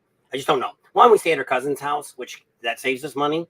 But we do leave the RV on the Illinois side, on the American side, and we leave it in a trailer park because it's too far for her. We were going to go and leave it at Mike's place. He had a place in Phoenix that we could leave the RV at, but for her to ride all that way and then ride into Mexico, she would never. We stayed in Ajo, AJO, and you had to go through Arizona. And then it was only about 70 miles from the border and then another 70 miles in. So that was 140 miles, which wasn't too awful bad. But so that is, I really want to do that again, but I'd like to go with a bunch of other people. And we got a few people say that they'd like to go do it or see it. Or even Eli was saying something about he wouldn't mind going down there for Mexi Philly. Mitch and Diane's on. They said they wanted to go maybe. Yeah. So that's something. What that is the second weekend of November. Adam Sandoval was there the last couple of years. He was down there when we went a couple years ago too. I think he's done a couple of years on the road down there. He's done. If you want to check some videos out, we had some from when we did it. But it's if you want to go to what is called an old school rally, that is probably the closest thing you're going to get to it. Pretty much anything goes. There's girls riding on the front of bikes. They got no clothes on. There's people doing burnouts right in the middle of the street, pulling wheelies, and you're this far. Here's the bike coming down the road, and you're standing in the aisle. I pulled her back a couple times. I said, if this guy starts fishtailing, he's going to take you out. And but I mean, who cares? Nobody cares. The federal rallies are just walking around. As long as you ain't shooting nobody, they could care less. Guys have all their saddlebags are full of ice and beer, popping their cans. They're not. You don't have to buy from where they're there. And it was a lot of great restaurants to eat at there. It was just a really, which it is. It's only 3 days. I think is it Thursday, Friday, Saturday, and it's over on Sunday. Or Sunday, what day they have the parade? I don't know. But it doesn't last very long, and that's really all the time because it really isn't a lot. You don't want to go. I think it's only really Friday and Saturday. You can get down there on Thursday, which is I think when we got down there, and then we left Sunday because we only got the 3-day insurance, which was cheaper. I mean, it would have only been a few more bucks for the 4 days. Did you want to insure? That's why he's not want to take the car, or the trailer, or the truck. Rowan says once he gets some compensation, he will sponsor us to come down to Australia and do the Great Ocean Road. Right. Thanks, Rowan. Never been to Australia. No. You have to take me where the kangaroos are. I love kangaroos. That's my favorite animal. You've seen some. I did. I got to hold a baby one time. It was really cool. But you just seen some the other day. I did. We went to Citrus Showcase, but you can't see them. But I mean, you can see them. You can't pet them. It looks like fun and a good cause. I missed the name when it popped up. Is that the Rocky Point? Rocky Point. That's down in Mexico. What's the real name? What? Real name of Rocky Point. Oh, Penasco Puñeta. Puerto Penasco. That's what it is. Which in English is Rocky Point. Yeah. So it is. It's right at the very top of the Sea of Cortez. You think it's safe to ride in Mexico nowadays? Depends on where you go. Well, no bad, worse thing. Here's what it works down there. One, you wouldn't believe all the white people that own property down there. There's all around the Sea of Cortez, all these gigantic homes. That's why I said we already got a place to stay. We can't invite you to her cousin's house. We barely get in there for free. But there's some houses down there in her neighborhood that she knows. And these are houses that are backyard is the Sea of Cortez. Mm-hmm. And it's all sand. It's really cool. You got garages to put your bikes in. And we can probably get a house for not much more than $1,000 to $1,500. And if you got 6 people go, divide it between that, it'd be very reasonable. And you're staying someplace really nice. You're not staying in a hotel. There's a really cool little hotel that's real close, but it's only got like 6 rooms in it, 6 hotel rooms. Well, on that other side, once you get through town and go Well, to they the other got some- side, there's they get- condos Well, they and got resorts, timeshares or whatever. timeshares and stuff. But I think you're going to pay a lot more there than you would from these other houses. yeah, I wouldn't go But up they're to a not like kangaroo I didn't Sturgis. know They about. don't really stay. It's not like these other rallies where they quadruple the price. Their price is the same during the bike weekend than it is the next weekend. So it's not crazy prices. You can go down there. But the way it worked is it was more unsafe for us on the Arizona side than it was on the Mexican Tampa. side. More unsafe on the Arizona side than the Mexico side. Probably. Yeah, because We they go have through- Native Americans, and they look like little kids. They're not real tall, and they jumped out in front of us, just walked out of these bushes, and Bob swerved to miss them. It's a 2-lane road, one way going one way coming the other way. And when we got to the campground, he said, "There's some little kids down the road out, when we were coming no, in." it was all the crosses. Oh yeah, and the crosses. So I go to this It's lady. a pretty straight road, and There's there's a few- crosses. So I'm everywhere. like, what's with There's all the no people that twisty thing. died on this road on the way in? They said, that's an Indian reservation you went through. And I'm like, okay, what's that got to do with anything? People shooting the Indians? And they said, no. What the Indians do is they get paid, and then on Friday and Saturday night, after they cash their checks, they go drink the whole night, and they walk down the middle of the road, so they get run over. And I said, yeah, but we had these kids jump on. They said they weren't kids. They were adults. They're trying to get you to stop, and then they rob and then you. they rob you. I said, well, I ran their ass over is what I would have done. Well, we almost did because they jumped right out in front of us. So 2 things I got to mention. The Sweet Tarts, Ryder X, Joe. I haven't taken any more. I think I've taken 3 or 4, but my knees are feeling much better. So that's why I haven't been taking them. But I don't think it's going to help my cold and all that stuff. So that's why I haven't been taking them. And yes, whoever wrote about the swap meet, we did see that the swap meet that was in Daytona No, is also going to be at the Buffalo Chip no. When it was at the Raceway. You said Daytona. in Daytona. It's The not the swap same. meet.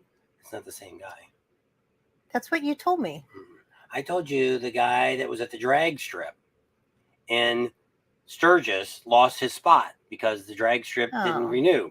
That's the guy that's going to the Buffalo Chip and having it there. It's You going to told have me the free entry. guy that So was it's in by Daytona. Camp Zero that's behind it. And it's That's, not- they you don't- know that. You don't have to have a pass to get in there, which I don't know how he's working that yet. But there's really no place when you go down to Camp Zero. There's nobody down there checking your badges. So Mm-mm. We from New Mexico into Mexico for the rally, and it was very safe, and the resort was secure, and one of my favorite rallies. And so, like I say, that's why I didn't finish the story. So once we got there and parked in Ojai or whatever it is, we parked the trailer, and this campground was like $40 a night. We figured my problem was if I left the trailer sitting someplace, not plugged in, if the freezer went out or something like that, we come back to maggots or something. Didn't want any of that. Plus, we knew in a trailer park here, somebody'd be there to look at it. They only got like 10 spots in this campground. So they were really nice people. They even told us where to get our insurance at. I think it was their brother owned the gas station. Get your insurance from them. And then Shell station. once you get across the border, you get a checkpoint. And now some people say you got to get that D form or whatever it is. We didn't get nothing. We showed it. We got to drive across IDs. We showed them those. They let us go across. I don't even think and- we showed those, did we? I don't remember. Because when we pulled up, He's because got I never to came his across motor. them in a car before. Then a motor. Oh yeah, we always walked across. So we pull up, and there's in front of us is a flatbed trailer with about 6 bikes on it. So they tell them to pull up there and pull up to the side. So now I'm sitting back at where those guys The all walk checkpoint off is. to follow them guys. I'm like, all right. So we're sitting there. And I look up and there's like 8 bikes sitting up there on the right, a little past that trailer. I'm like, screw it. Let's just pull up with those people. And if they won't yell at us, we'll turn around. If not, we'll just, because I took everything out. I didn't have a pocket knife. I didn't have nothing in no screwdrivers. I didn't have nothing in my toolbox, in my motorcycle. So we weren't Did you afraid. tell them what I did with the drugs? No, you don't really tell anybody that. And I guess they might check you next year. They might be watching you. And our prescription drugs. And so when we got across, we sat there for a little while. And then these guys start to drive off. And I'm like, well, let's just follow these guys. Because I said, I'm not quite sure. Because you have to make a couple turns through this little town. So we're kind of behind them, watching them, and we make a couple turns and we're following them. Pretty soon we get to this, looks like a straightaway, and boom, they're gone. So I kick it down. I'm doing about 65, and I'm riding along. And goes all these Harleys, and I'm like, where the hell are these people going? So I kick it up a little more, get about 75, and another motorcycle flies past it. Well, there's these signs that says USA free zone. Well, that means nobody will stop you during that time. From that town you pull away from till you get to Rocky Point, nobody can stop you. If the police chase you, federales, you do not have to stop. So I rode about 80 the rest of the way. And on the way back, we rode a little faster coming back. But that little town will catch you, because when we were coming back, they pulled a bunch of bikes over. And once you hit that town, speed limit drop. There's a speed limit. It goes like 35, or whatever it is. And I don't know what the difference is. We just got behind a car and followed it about the same speed it did. But they pulled a bunch of bikes over, cars, all kinds of stuff. Coming back, going, we didn't see anything. And then in town, they told us, because it was the weirdest thing, because these roads are like 5 lanes across, and there's no lines on the streets. And there's a stop sign way, like a block away. And way off the side of the road. You know how it's usually right on the corner? And it's way over on the side, behind a bush, and it's this big. And so we pull up, and I'm like, okay, where do I really, where's the lane at? Where do you stop? And I stop, and then they said that's the only time they really go, which her cousin lives there. They have a house. They've been living down there off and on for 30 years. Do residency. And so they said the only thing to do is make sure you always stop at the stop signs, make a complete stop. So we did that. And, we crashed around there. I think we got a Sam's down there and a couple restaurants and stuff. Yeah. And so it was pretty neat. Yes, but you usually get it on the American side. You get Mexican insurance on your vehicle before you go into Mexico. Because it's stupid. If you have an accident, it's like you're going to spend all day there just doing all the things the insurance tells you to do. But if you don't have that insurance when you go across the border, your insurance won't cover you, and the popo will lock you up. You're over in Tampa, a lot of money. So it's worth buying the insurance. It was $75 for us for 3 days to buy the insurance. And it's like, it's worth it just to say I got it. And we never got stopped. We didn't have any issues. We didn't run around late at night. There's some bars and stuff. There's a nightclub that we didn't get to go to. We drove by it. Her cousin took us by and showed us at night, but we didn't feel comfortable doing it. And well, they went that night and we didn't go for some reason. I think we were going to leave the next morning. We didn't know how late they were, but I mean, anybody can go. They took all the kids and everything. They all took them and went and whatever. So Big Ben, did I get your info? Cause you live in Tampa, right? Cause we might go one day over there, right? Maybe. Big Ben. Nope, doesn't look like I got your info in my phone. Because I think that's what he said. I don't know if he came over to there's Larry. Are you back in Arizona? And are we gonna see you again and not until we get back to Arizona? It's Larry from Bugslide. Are you officially retired? 1 mile is approximately 1.5 kilometers. There you go. You're gonna come down there and you can be the leader through Mexico. There you go. You would really like the Mexico rally. Leave the wife at home. Come down there. So anyway. So that's kind of what that says. So, 1.6. Here, Rowan's gonna straighten you up. He knows because he has to live by that. This is all metric over there. So that's what I was telling the story, which we didn't ever finish all that story. That somebody wrote us and asked us what we do and why we do it. And the main reason we do this is because we try to give everybody good information. Now, the bad news about it is it kind of sucks because I thought when we made the channel up, we would get a lot of people like me. I'd love to know what's going on in these other rallies. Not saying I'd ever go to Laconia, but I would have liked to have seen what goes on in Laconia to maybe, do I really want to go? Daytona and stuff. There's a lot of people show videos and stuff, but a lot of the videos you watch, like you watch Prime Cut Pro and Awesome Documentary, they make some really nice videos, but you really have no clue where they're even at when they're shooting a lot of that stuff. And it's like Pawamoto, I don't know if he's on tonight, but we didn't make it over there where they do the stunts amateur stunts that are over at the flea market. We didn't make it over there this year. And never made it there. And we found that out from him last year. So a lot of people don't tell you where this is at, where we do that. Hey, we're down here on Main Street. Hey, we're over here at this restaurant. It's over here on this street. Here's the address. You want to check it out. So I just thought more people would watch our channel year round thinking that. Now, I know some of you do, but 90% of people don't. And Because there's a certain group of people that watch our Daytona videos and they don't watch anything else.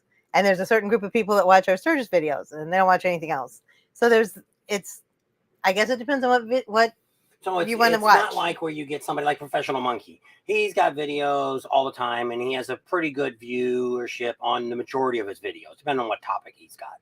But he's probably got a lot of the same people watching his videos, and he's picking up new people and stuff. So it's I thought our channel would be like that, and it's not. That's kind of what's different about us than any other.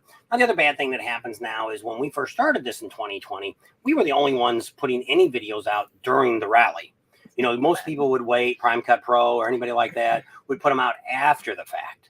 Now we're getting all these people that want to put rally videos out. Now, I see a lot, the average person isn't going to spend the time that we devoted to do this because it is, if you're thinking you're going to get to 25,000 views or subscribers, you know, it took us 4 years to get to where we're at today. So do you really want to spend that much time? And people think you're going to make a lot of money. And that's what this other guy wrote too. He says, I don't think you're making very much money. No, we're not doing this for the money. that you know, we try to cover our expenses. That was really what the goal was. But the idea is we have our own retirement money. We could sit home and be very comfortable, and we could probably come. We could do Sturgis every year and not hurt our budget, and we could pay for everything, and it wouldn't be that big a deal. But all the rallies we do is a different story, and so that's what he said. Why do you do what you do? And that's kind of why we do it. We try to give you guys great information, try to help you out, you know. And a lot of people this year that I met, which is weird because I've had so many people come to us this year and said, this is going to be your year. You guys are going to blow up. Now, we're doing pretty good with subscribers. I gained about 400 subscribers here in this month. So that's not bad. But we're not blowing up. But then I look at my views that I had this rally, and I've only had a couple of videos that really went even close to 10,000. I didn't even break 10,000 in any of the views yet. And it's kind of sad.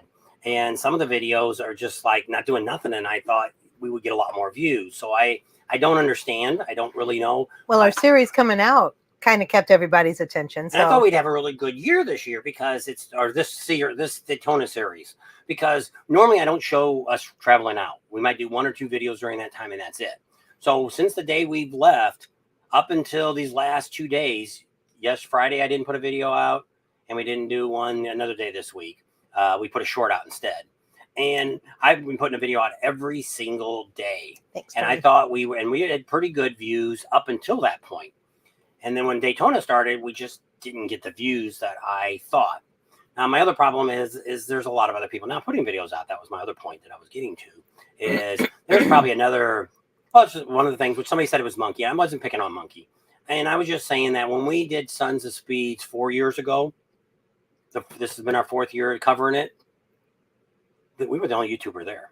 You know, there was Thunder Press and there was Cycle Source magazine and stuff like that, but they weren't really videotaping anything. They were just taking pictures and things like that. So we were the only videographers taking video there. Well, Billy was doing some. Well, yeah, but I mean, he just kind of, I don't think he started his channel until the next year, but he might have, I don't remember. And so it wasn't a big, it wasn't a big thing. We were kind of the only ones there. Well, this year there was at least 25 other YouTubers in the pits this year. Maybe last year we had 2, me and somebody else, and that was it. So it was I'm not saying anything about it, that it's good or bad, or indifferent. But I'm just saying now, instead of looking at a Sons of Speeds video and just looking at mine, or maybe if you've seen a little bit that Billy Lane shot up, Billy Lane only puts a lot of shorts out. He hasn't really done a long video on it. He's done a lot of shorts on it because he's got another one. His Tennessee one's coming up here in another month. He'll be in Tennessee racing again. So he's kind of promoting that. Every little bit helps. So when we look at this stuff, that's when I started looking at this, because last year at this point we had done better than we had done right now. It's money-wise. The funny thing is, the very first year we started, but it was COVID year, so everybody was kind of locked up at home and nobody was doing anything but watching videos on YouTube.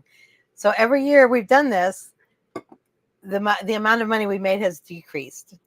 And a lot of people, which made more sense, because in 20 and 2021, everybody was locked up.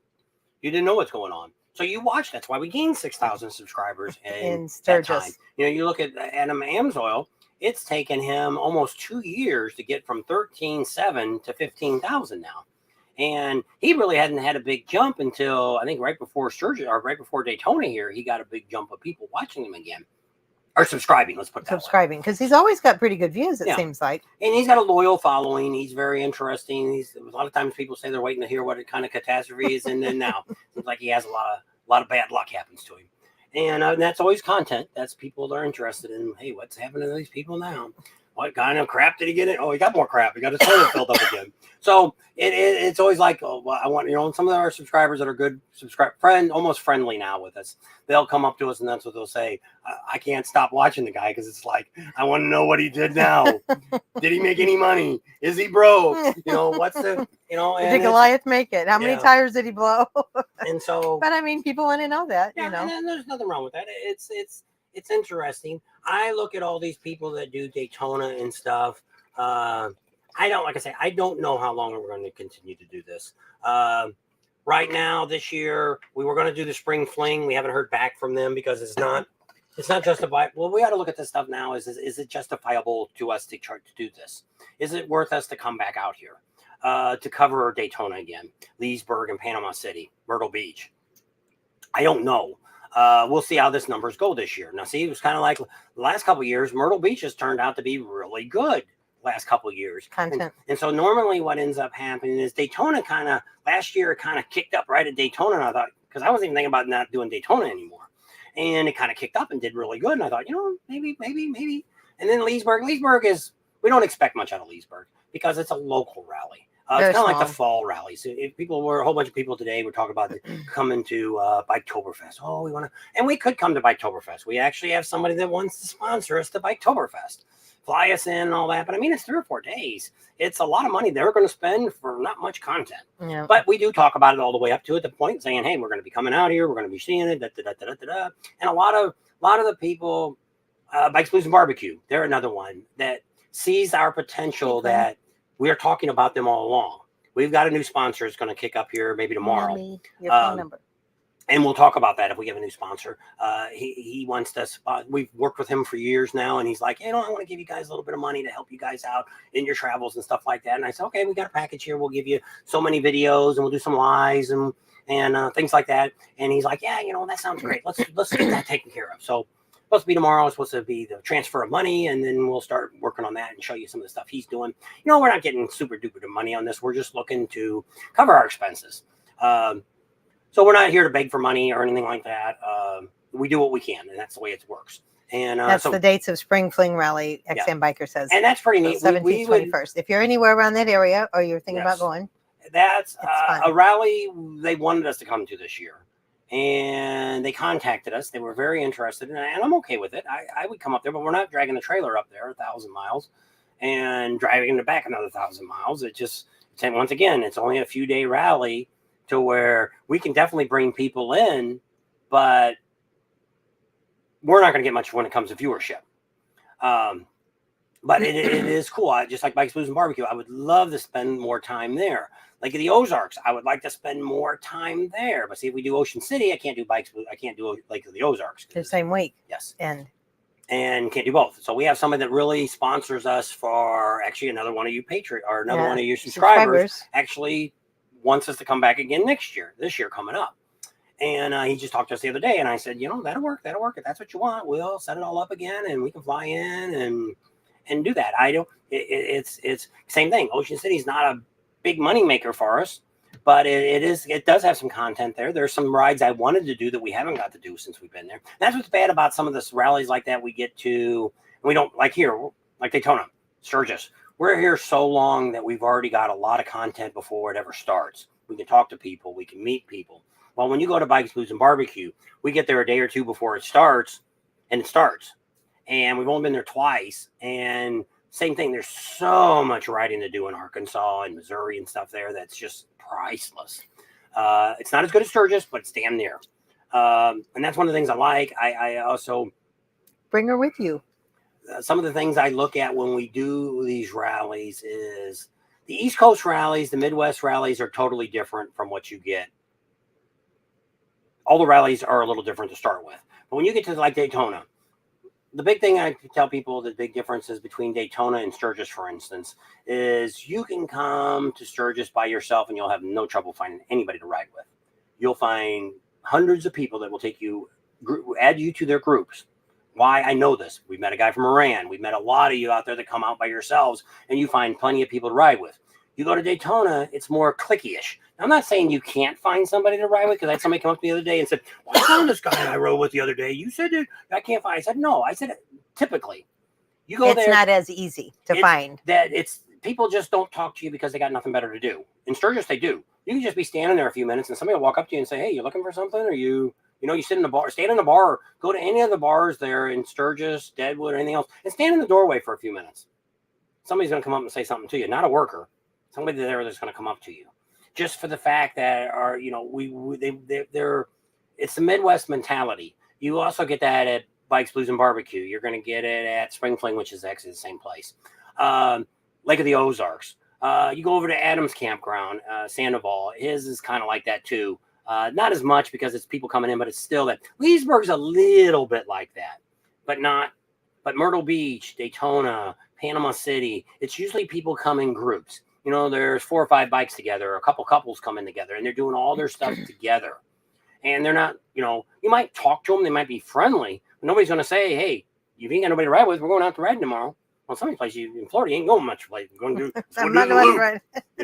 And so Rowan, Adam Sandoval's campground is called K River. That's the one in Moyers, Oklahoma.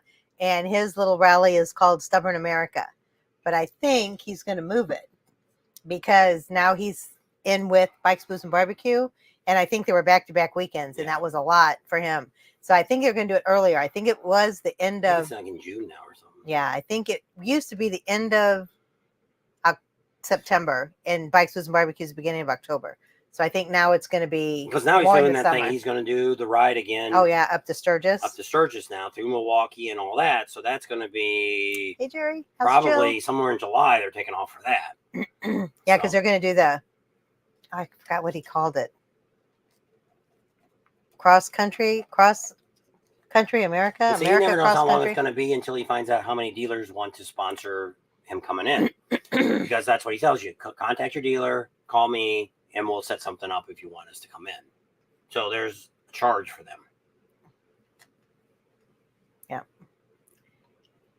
Stubborn America is in Moyers, Oklahoma. Eureka Springs is Bike, Blues, and Barbecue. And Adam Sandoval is tied in with both. But the K River is Adam Sandoval's campground. He also has a campground now. Yeah, he does. But he doesn't really have a rally there. It's during the same time. Well, but I mean... So, Moyer, Oklahoma, and Bikes, Blues, and Barbecue is not very far apart. 150, 200 miles. It's not very far between the two rallies. But what happened to him, because he's now involved with, what's that campground called? Flatheads. He's involved with that now for the next 4 years. So, Moyers, Oklahoma is K River and Stubborn America. And Bikes, Blues, and Barbecue is in Eureka Springs, Rogers, Arkansas. It's in Rogers and Eureka Springs. Yeah. So, but it's Arkansas. So one state's Arkansas. One's Oklahoma. Really close together. Yeah. And so that's kind of that's the gist of all that. So we got over a bunch of stuff today. We told you a little bit about her bike. Told you about how she used to ride with a bike. We told you that great day to ride down August 4th, why it's so special in Sturgis. How you can go to the federal parks for free, national parks, during that day for free. So put that on your calendar. And it's in June now, I guess. So Stubborn America in Moyer, Oklahoma is in June now. El Buffalo says. Go ahead. Sorry. No. Oh. So talked about the swap meet that moved from, I guess, the drag strip over to Camp Zero, which is part of Buffalo Chip. Supposed to be free to get into, so he says. What we're doing is twiddling our thumbs, waiting for Leesburg to start. We've got about 4 weeks before Leesburg starts. So for the next 2 weeks, we're going to be in Orlando. We're just going to move down the road here to the big park. We'll be there. Next week, we're going to go, this week coming up, we're going to find a day to go do her bike. If it ends up being rainy, I'm going to get a U-Haul trailer and we'll haul the bike, get the tire done, all that. JP Cycles actually changed. They do work on bikes year-round.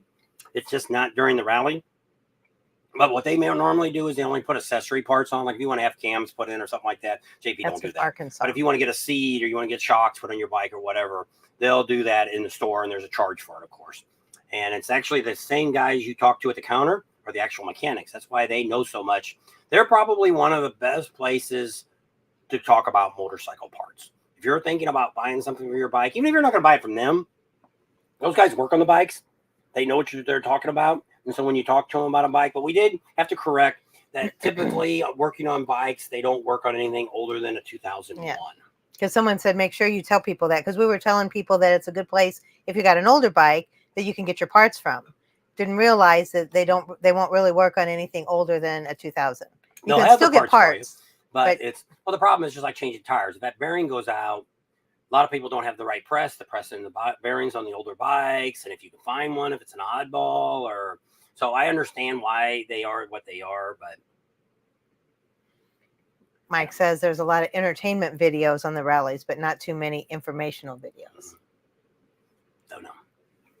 But not everybody's looking for information. Like I say, this year has just been really. I thought the video I put out Saturday. I even put Karen on the front, and I thought that would take off and maybe be a really good video, and that's actually one of the worst right now. Just really sad. I'm just not happy with the views that I'm getting off my videos. I don't know what's going on. But the funny thing is we're getting subscribers, but not the views. And it's the views that count, although we love all of our subscribers. But it's the views that actually generate the income for the ads. But he didn't get monetized because he doesn't have enough views. But I mean, he's got like 400 or 500 subscribers, and he had a video come out with like 50,000 views on it. And I watched the video, and I'm like, this isn't really that good. So I don't know why everybody clicked on it. It wasn't.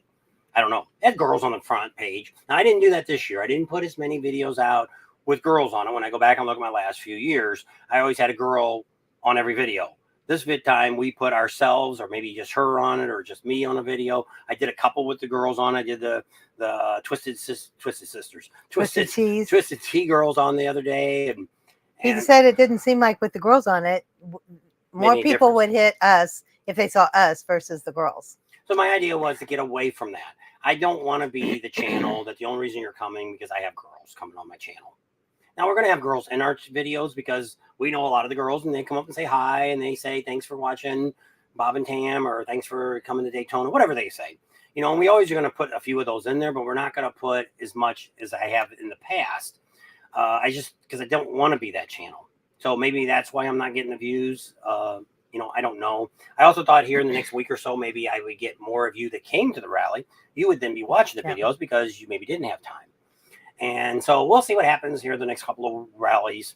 I still got some videos still to put out on Daytona that we still got to put out. I still got to do my review on the Harley Road and talk about that.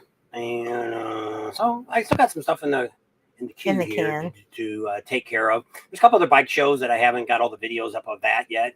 I only showed little clips and stuff of it. But I mean, after I did the second one with Willie, we pretty much showed him. Probably showed 75% of the bikes that came in through the door, and it's getting a little bit. I mean, it's 3,000 or 4,000 views, but I mean that's.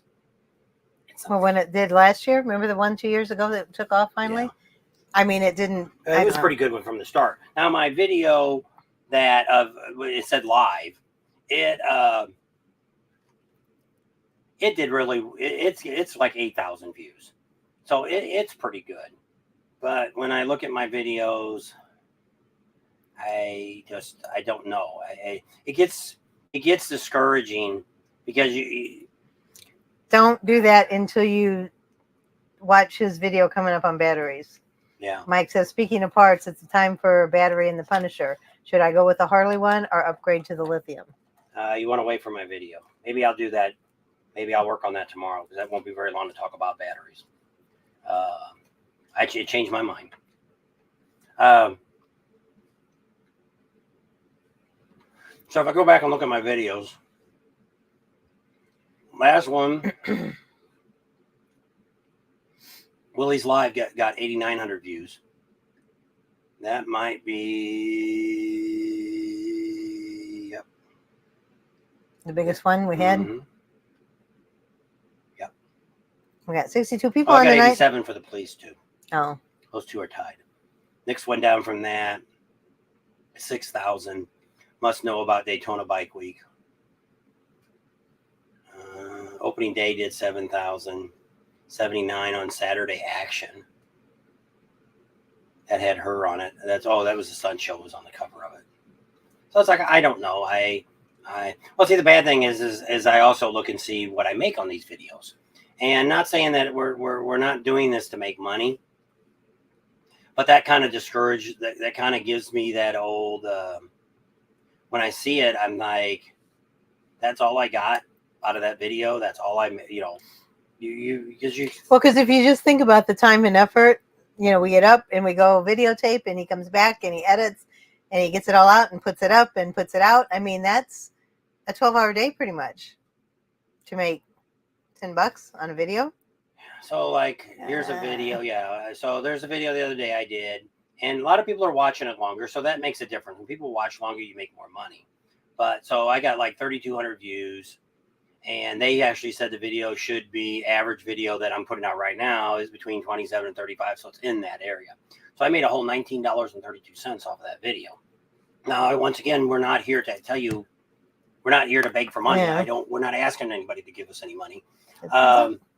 But it gets discouraging that when you look at that and think, okay, I spent all day videotaping and I spent all night editing it, and for $20, and I used to make about $50 an hour where I used to work. She used to make almost $60 an hour with benefits and everything else. So when people say, you always sound like you're talking about money and all that, and I don't really want to go that route, because we're not here to complain about that. I just want to and a lot of you will know and do know us, and I kind of talk about this because I want people to realize that if you are starting a YouTube channel and you think you're going to make a lot of money, don't do it for the money. that there's really not a lot of money in this. By the time you spend, if you get a good channel, for instance, The Monkey, he's got a pretty good setup because 99% of his videos is shot in his garage. So very easy to do, very easy to edit. A lot of times like the one he put the other day talking about working on the bike, I think he showed the bike once. The rest of the time the camera was in his face. So pretty much all he had to do is take that video, put a beginning on it, ending on it, and it was done. Now, there was a place that when he was talking about the guy, he thought somebody was delivering something or stealing something, case in his house, that the video went off for a second and came back on because you could see he put a dissolve or something in there. And so other than that, I didn't watch the whole video, but I watched parts of it. But that's a very unique video that he did because he doesn't have a lot of time into it, doesn't have a lot of expense to make that video. He didn't have to leave his garage. So to sit in the garage and do a video like that is exceptional.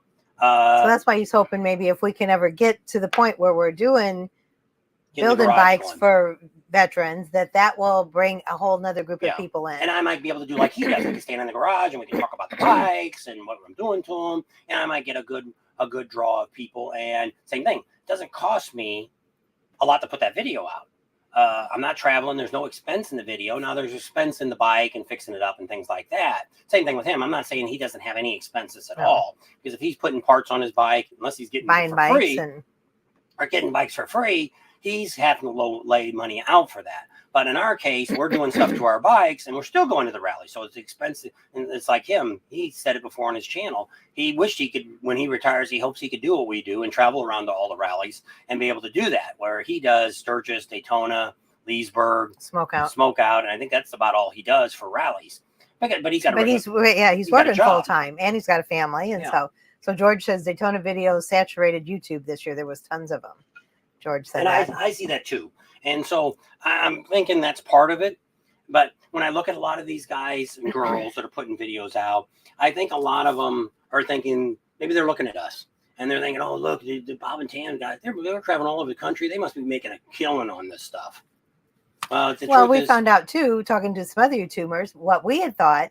Like I said, most of the YouTubers we watch do traveling videos, and we got to meet one that we've been watching for years and years. And we said, oh, well, it must be nice. Disney puts you up and gets you in when they have new rides on. And they said, no, they don't. He said, sometimes we get front of the line, but he said, there's one YouTuber we know, he's got a bunch of big stuff. He said, no, he's got a very rich friend.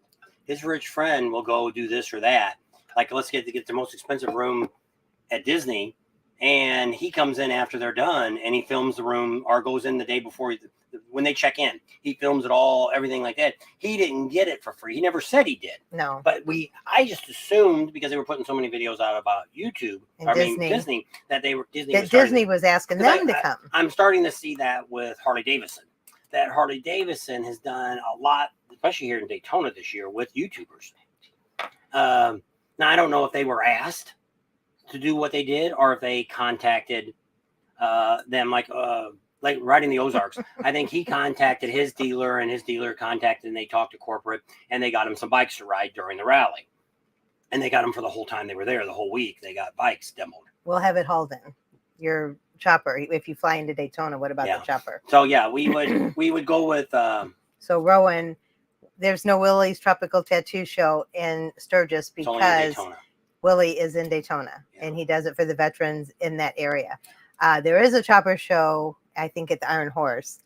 That's where Monkey takes his bike, but it's not like Willie's. But I mean, you'll see a lot of cool bikes in Sturgis. You will. Well, the difference between Daytona and anywhere else, Myrtle Beach, Laconia, Galveston, these vintage bikes, if you watched the video the other day, go back and watch the one I just did on Willie's 2 days ago. I think it came out on Thursday. 75 to 90% of those guys ride those bikes in from town. They live in town. And that's the difference. They ride around. They ride all year. Well, one guy come from Minnesota or Milwaukee. He said he was from Milwaukee. And I said something about the snow. He said, that's why I'm here. I spend half the year during the winter here, and I bring my bike with me, and I ride my vintage bike around all the time. And that's the coolest thing about Daytona. You don't see it in Panama City. You're not going to see it at Leesburg. You're not going to see it at Myrtle Beach, Galveston, Laconia. None of those rallies on the East Coast have what they have in Florida for the Daytona area. It's just unreal. And that's why I say it's such a special. And there's other chopper shows. And when we talked a little bit about some of them, they had one at the Speedway. We got to see a little bit of that. And I wish I would have been there for the whole thing for that. We had the one, we went down a little while and spent at Giuseppe's Pizza. JoJo had the one there. It had some cool bikes and stuff in it. And same thing, they all rode in. But that's what's cool about that. Now, that doesn't mean anything to you. You don't mind people pushing a bike in or something like that. It's like my bike. I could have brought my bike down here this year. We could have pushed it into the show, and I could have pushed it at. I don't want to do that. I want to be able to jump on that sucker from where we're staying at and ride that sucker into Willie's and get off of it and then ride it back home or ride it back. I'm not riding it to Arizona, but I mean, if we're staying in a hotel or wherever we're staying at somebody's property or wherever we're at, that's what we do. And what we were going to do is haul bikes, was going to haul it out and then take it back for me. So that's how we would get it there for Willie's. I wouldn't bring it for the fall. I'd only bring it for the springtime. So even if nothing else, I would probably at least go down for maybe a couple days during the week, just enough to bring the bike in there and be cheaper during the week to stay versus the weekends. That's just like one of the guys I did on the video the other day. He didn't care. It was the privilege of bringing his bike to Willie's. Yep. And I want that. So that's kind of where that's different from any other bike show anywhere. It's just Willie gives everything away. It's all goes to the veterans, and it's all local, and it's for the homeless vets. And it was out of respect. Back in the day, probably when we first started going, nobody else had a bike show on Thursday because Willie had his. And everybody knew that Willie's bike show was for veterans, and it was to raise money for them. And 100% of the money went to the veterans. So nobody else during Bike Week in Daytona had a bike show on that Thursday. That's changed. So now the dealership does it, and there's a couple other ones that have, I think, out there, Cabbage Patch or something. They have one on Thursday, and it's just it's all about it's all about money. People want to make money, and they think bringing all this stuff in, it's going to get them money. And like that one guy, I didn't write it on my video. The guy that pulled out with that bike that had a bunch of like skull and stuff on it, he wouldn't pay the $20 because at Willie's it costs you $20 to put your bike in, but all that money goes to the veterans. If you can't afford $20 to help the veterans out in Daytona, then screw you. You shouldn't be coming anyway. That's my thought. I have no problem giving them $20. I'd pay $50 to put my bike in that show. I'd have no hesitation of that. The only other bike show that really charges is the Rat Hole. They charge for their bike show. Most of the other bike shows are all pretty much ride-in free and things like that. So that's kind of where I'm at. We did Heavy Eds too the weekend before. Yeah. And that was a pretty neat show. Yeah. And I didn't get enough time to really go around. And they kind of did the same thing. They stacked the bikes in because it's such a small area, and really supports that one too. And he goes out to the one in DeLand too. There's one out in Yeah. DeLand on that Tuesday before. I think so. So that's the only difference between Daytona and anywhere else. That would be the only thing I would say makes Daytona better than any other rally. But when people say what's the biggest rally, it's Sturgis hands down. There's no comparison to anywhere in the world that has the rallies that Sturgis has. And you're like, I don't understand, why is that? Well, first of all, you got to think, we're not just talking about 7,000 people in Sturgis. We're talking about almost 1 million people in South Dakota. You're talking about Wyoming, Montana, and Colorado. Any of the towns within a couple 100 miles all are open for motorcycles. They have private parking for you. Some of them have it on Main Street. Some shut down their main streets. Yep. If it's not a major highway, they make it bike parking only. We overpower no matter what. Even maybe someday it won't be that way. But right now, when you're in Sturgis, there's way more motorcycles than there is cars. Now, when you're in Daytona, Myrtle Beach, and all that, we're like a little ant compared to all the cars that are surrounding us. Yes, there was a lot of bikes there this year, but not, when they come up and try to tell you there's 300,000, 500,000 bikes, there isn't that many bikes. And no matter what they say, people exaggerate the numbers. And the reason they exaggerate is if we tell you that there was 500,000 people came to Daytona this year, you're going to go, if I didn't go this year, I'm going to go next year. I'll pay $400 a night for a motel room. If they're going to have 500,000 people there, that it must be worth going to. That's why they do it. And then they take the vendors and they up their rates. That's what it's all about. They all exaggerate the numbers, because if they told you, we only had 50, like last year, I think we had about 30,000 bikes last year, if we had that many. And they're like, no. Well, Daytona didn't even put out their numbers. They still haven't put the numbers out for this year yet. Because I'll say we had probably close to 100,000 bikes. That's my guess. And they go, well, how do you figure that out? Well, first of all, there's only 650,000 bikes in the whole freaking state. There's only 18,000 rooms. There's 12,000 rooms and 13,000 Airbnbs. And so let's say there's even 5,000 campsites, which there's not. So we're up to, let's say, 50,000 places people could stay. If you double that, there'd be 100,000. So how could you ever get more than that? Of course, we're going to get ride-ins, but you're not going to get that many, because if we got 10 or 20,000 bikes riding in every day from the highway, wouldn't you see a hell of a lot more bikes coming in from Orlando area? You'd see a lot more coming up from the Cape. When we were out riding, that whole day we were riding, we didn't see that many bikes. Seen some, maybe 100, but didn't see thousands of them. So no, we didn't make it to Cabbage Patch this year. We did a little bit beforehand, but never did make it back out there. Like I said, with me being sick, him being sick, didn't really. And we did a lot of stuff with my bike. So that took almost, 2 whole days? Yeah, it was about a day. Put it all together, half a day each way. What ended up happening with us this year is that we just didn't get around. Well, we spent more time on Main Street than I ever have in a long time since we've been doing this. We spent probably almost 3 full days on Main Street. I got a lot of footage of Main Street. Yes, and David said Sturgis is all about the riding. You're not going to have the riding anywhere else. No. In any of the other rallies. Laconia's got beautiful riding, but it's still not like Sturgis. But you get that, and every vendor's there. When I first went to Sturgis the first time, they were selling the clutch pack to make you an automatic, and I'm like, I never heard of anything like this. And this is like, and there was a reverse 15 years for ago. Motorcycle. Yeah. And it's like, you've seen stuff that you never see anywhere else. You wasn't even thinking about that for your bike, but then when you look at it, you're like, maybe I might like that on my bike. But it was stuff that I don't see so much now, because I guess because we do all these rallies and we see so many products. A lot of stuff. So nothing shocks us now compared to what it used to. But it was just like when we went to Sturgis, because we'd always gone to we went to Reno, we went to Las Vegas, went to Laughlin, and there was a handful of trucks there. Ciro, and back when Karaoke came out. JP Cycles really didn't come out back then and do much of the rallies. But we've seen most of the stuff, and we got I've always had almost all my work done at rallies, other than major motor work that happened before that or after that.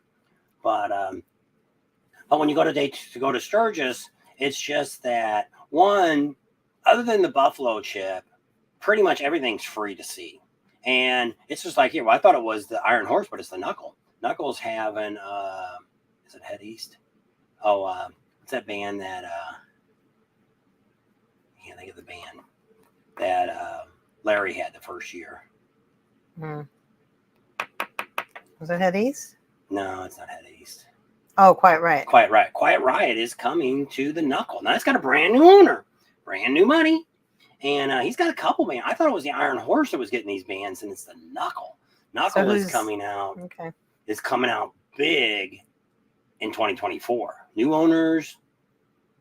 So they're really doing a lot, which I'm very, we haven't got to sit down and talk to the guy. I talked a little bit on the internet and email, and he's more than happy to sit down and talk to us when we get there and all that, and tell us what his plans are and stuff like that. And we had a guy, one of the owners of the Knuckle, which still owns the brewery out by the highway there.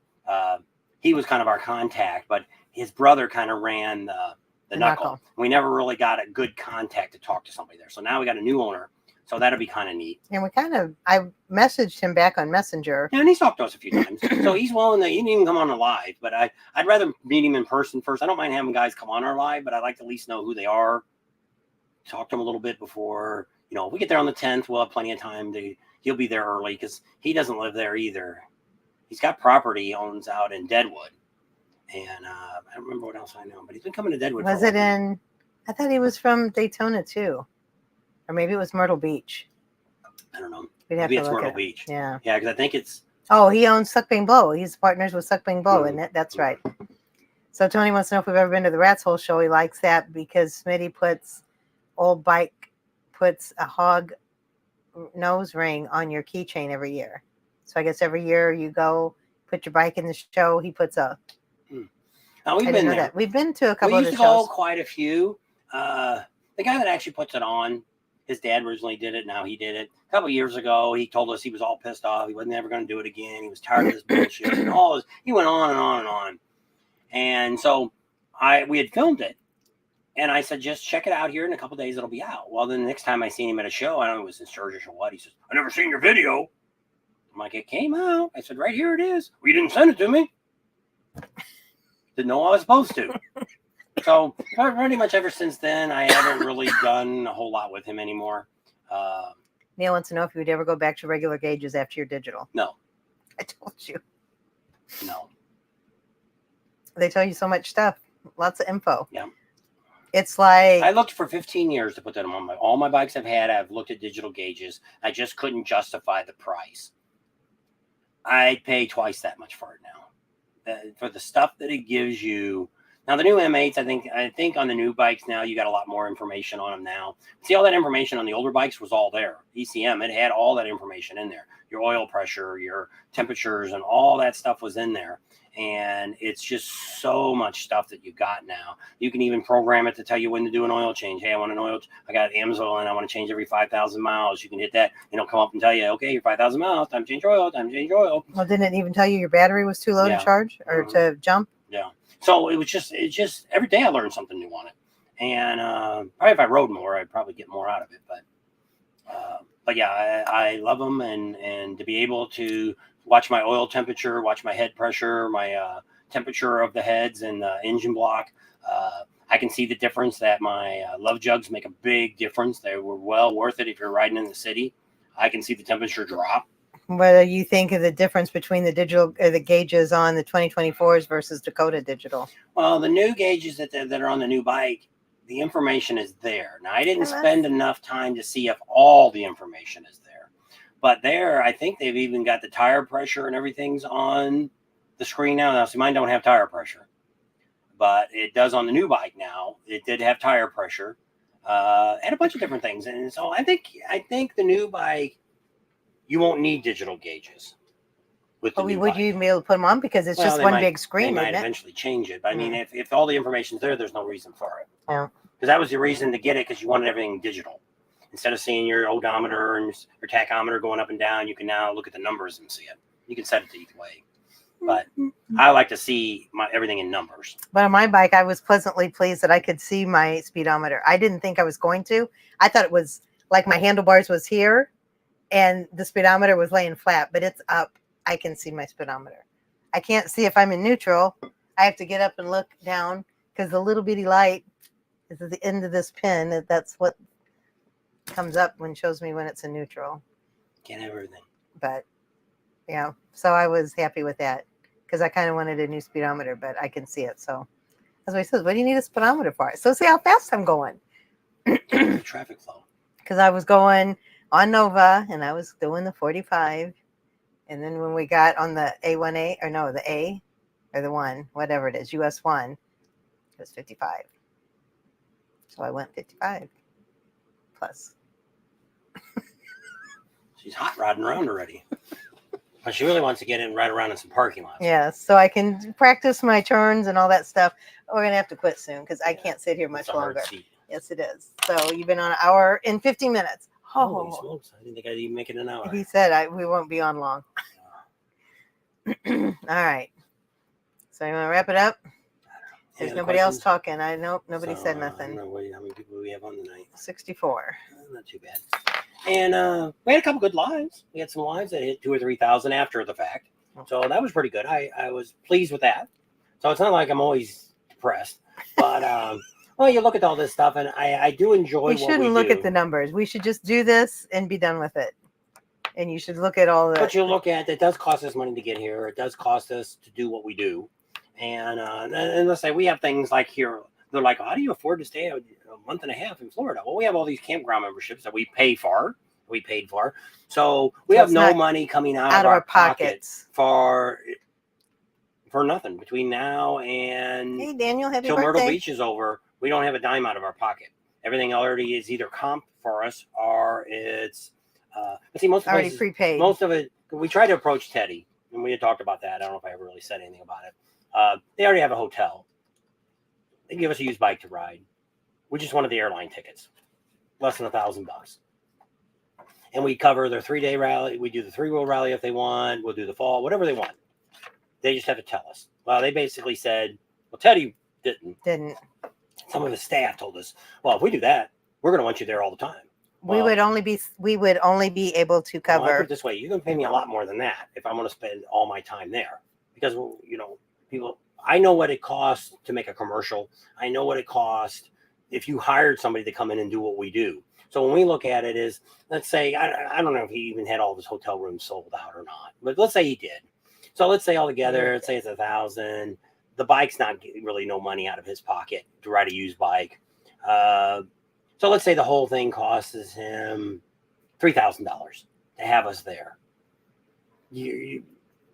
What it would cost him for one TV commercial or radio commercial, probably 5 commercials.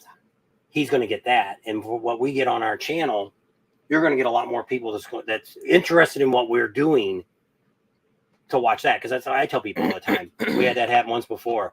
I should do a video. I should do that on my Sturgis page. Ask that question. How many of you, when you're at a motorcycle rally, are listening to local radio stations? I have Spotify. We listen to Spotify. We did have Sirius Radio. I've had that for all this time for free. And in Daytona, they finally pinged me and screwed me, and I lost it. So I've had it for all We these were years. riding, and he's like, "I think we just lost Sirius because it came up." Update. It's like, oh crap. So we've had that. I paid for it for a couple of years. Then we got Spotify. So I probably got 7 or 8 years of free radio from XM Radio on my bike. They never canceled it. Canceled the cars and stuff, and they never did anything with that. So I don't listen to local stuff. Radio. And then even if we're in the trailer, we hardly ever really watch much TV. We might turn the news on to see what the weather's going to be or something like that. Other than that, we're not watching TV or anything. So, but if I'm at a rally and I want to know something about, I'm going to Google it. I'm going to go to YouTube or whatever, and I'm going to see, like, hey, Leesburg. If I wanted to know something about Leesburg today, I'm not going to be listening for the commercials on the radio advertising what's going on. I'm going to Google and say, hey, what's the heck's Leesburg Bike Fest? What's going on? And see what I can find from the city and also from the dealership and see what's going on. So I don't know if anybody answered that question or not, but in Sturgis, we don't listen to the local radio stations in Sturgis. Well, we did that with Gunfest. Oh yeah, they came because up the guy was like, "Oh my gosh, you guys are great." He said, "So many people have come in." And George, the Chrome Cigars, he said that more people come in and say, "I heard you on Bob and Tam" than the radio station or the Thunder Press, or yeah. And because the people, Thunder Press, I pick up that magazine, I thumb through it. That's it. I'm not going to sit there and read it cover to cover while I'm there. I'm not interested. They're probably not in the advertising. I don't even see, unless you're giving something away for free. I'm just thumbing through the pages. Yeah. So I think pretty much everybody is that way. To where, so I said, I think radio and TV ads is good for local people. You know, the Village is going to be over there at Leesburg, I bet again. They're probably watching it on their cable station. What the heck they got going on there? Over at the Village. They had a shooting over there at the Village the other day. Somebody beat up his girlfriend. Oh my It was on gosh. the news. Grabbed her by the hair and threw her No, he around. threw her down up against the car and she rolled, and I was like, oh my Grabbed her by god. the hair and threw her in the car. Those people at the Villages. Some wild ones. I thought they were just doing pineapple tricks, but now they're doing some wife Yeah. beating or girlfriend So beating. Harley Frank, and he says him and Kim are still sick. Him and he wanted to know how you were feeling. He thought he was better yesterday, but then today it kind of, and that's what it did to me. I thought, oh, it's finally almost over, and then it like came back, and then it went away. So I told him he's got at least another good week left. I hope not either, but I'm thinking. They're saying they're waiting for us to hurry up and go off because their batteries and are all dying. All right, wrap your show They up. said they were going to stay till the end. It's 1:55, so we're 5 minutes from 2 hours. So thanks for hanging out with us today. Happy St. Patrick's Day, everybody. Happy birthday, Daniel. It's his birthday. The guy that always says hi. Yep. Daniel. Yep. Daniel. Yep. I always think it's his cousin because we're close to the same last name. But anyway, happy birthday. Happy St. Patrick's Day. Everybody be safe. Thanks for hanging out with us. We love you all. Stay safe, and we'll see you guys, I guess, on the next video. Stay tuned. Sunday will be another live. Next Sunday. Take care. Bye. One more.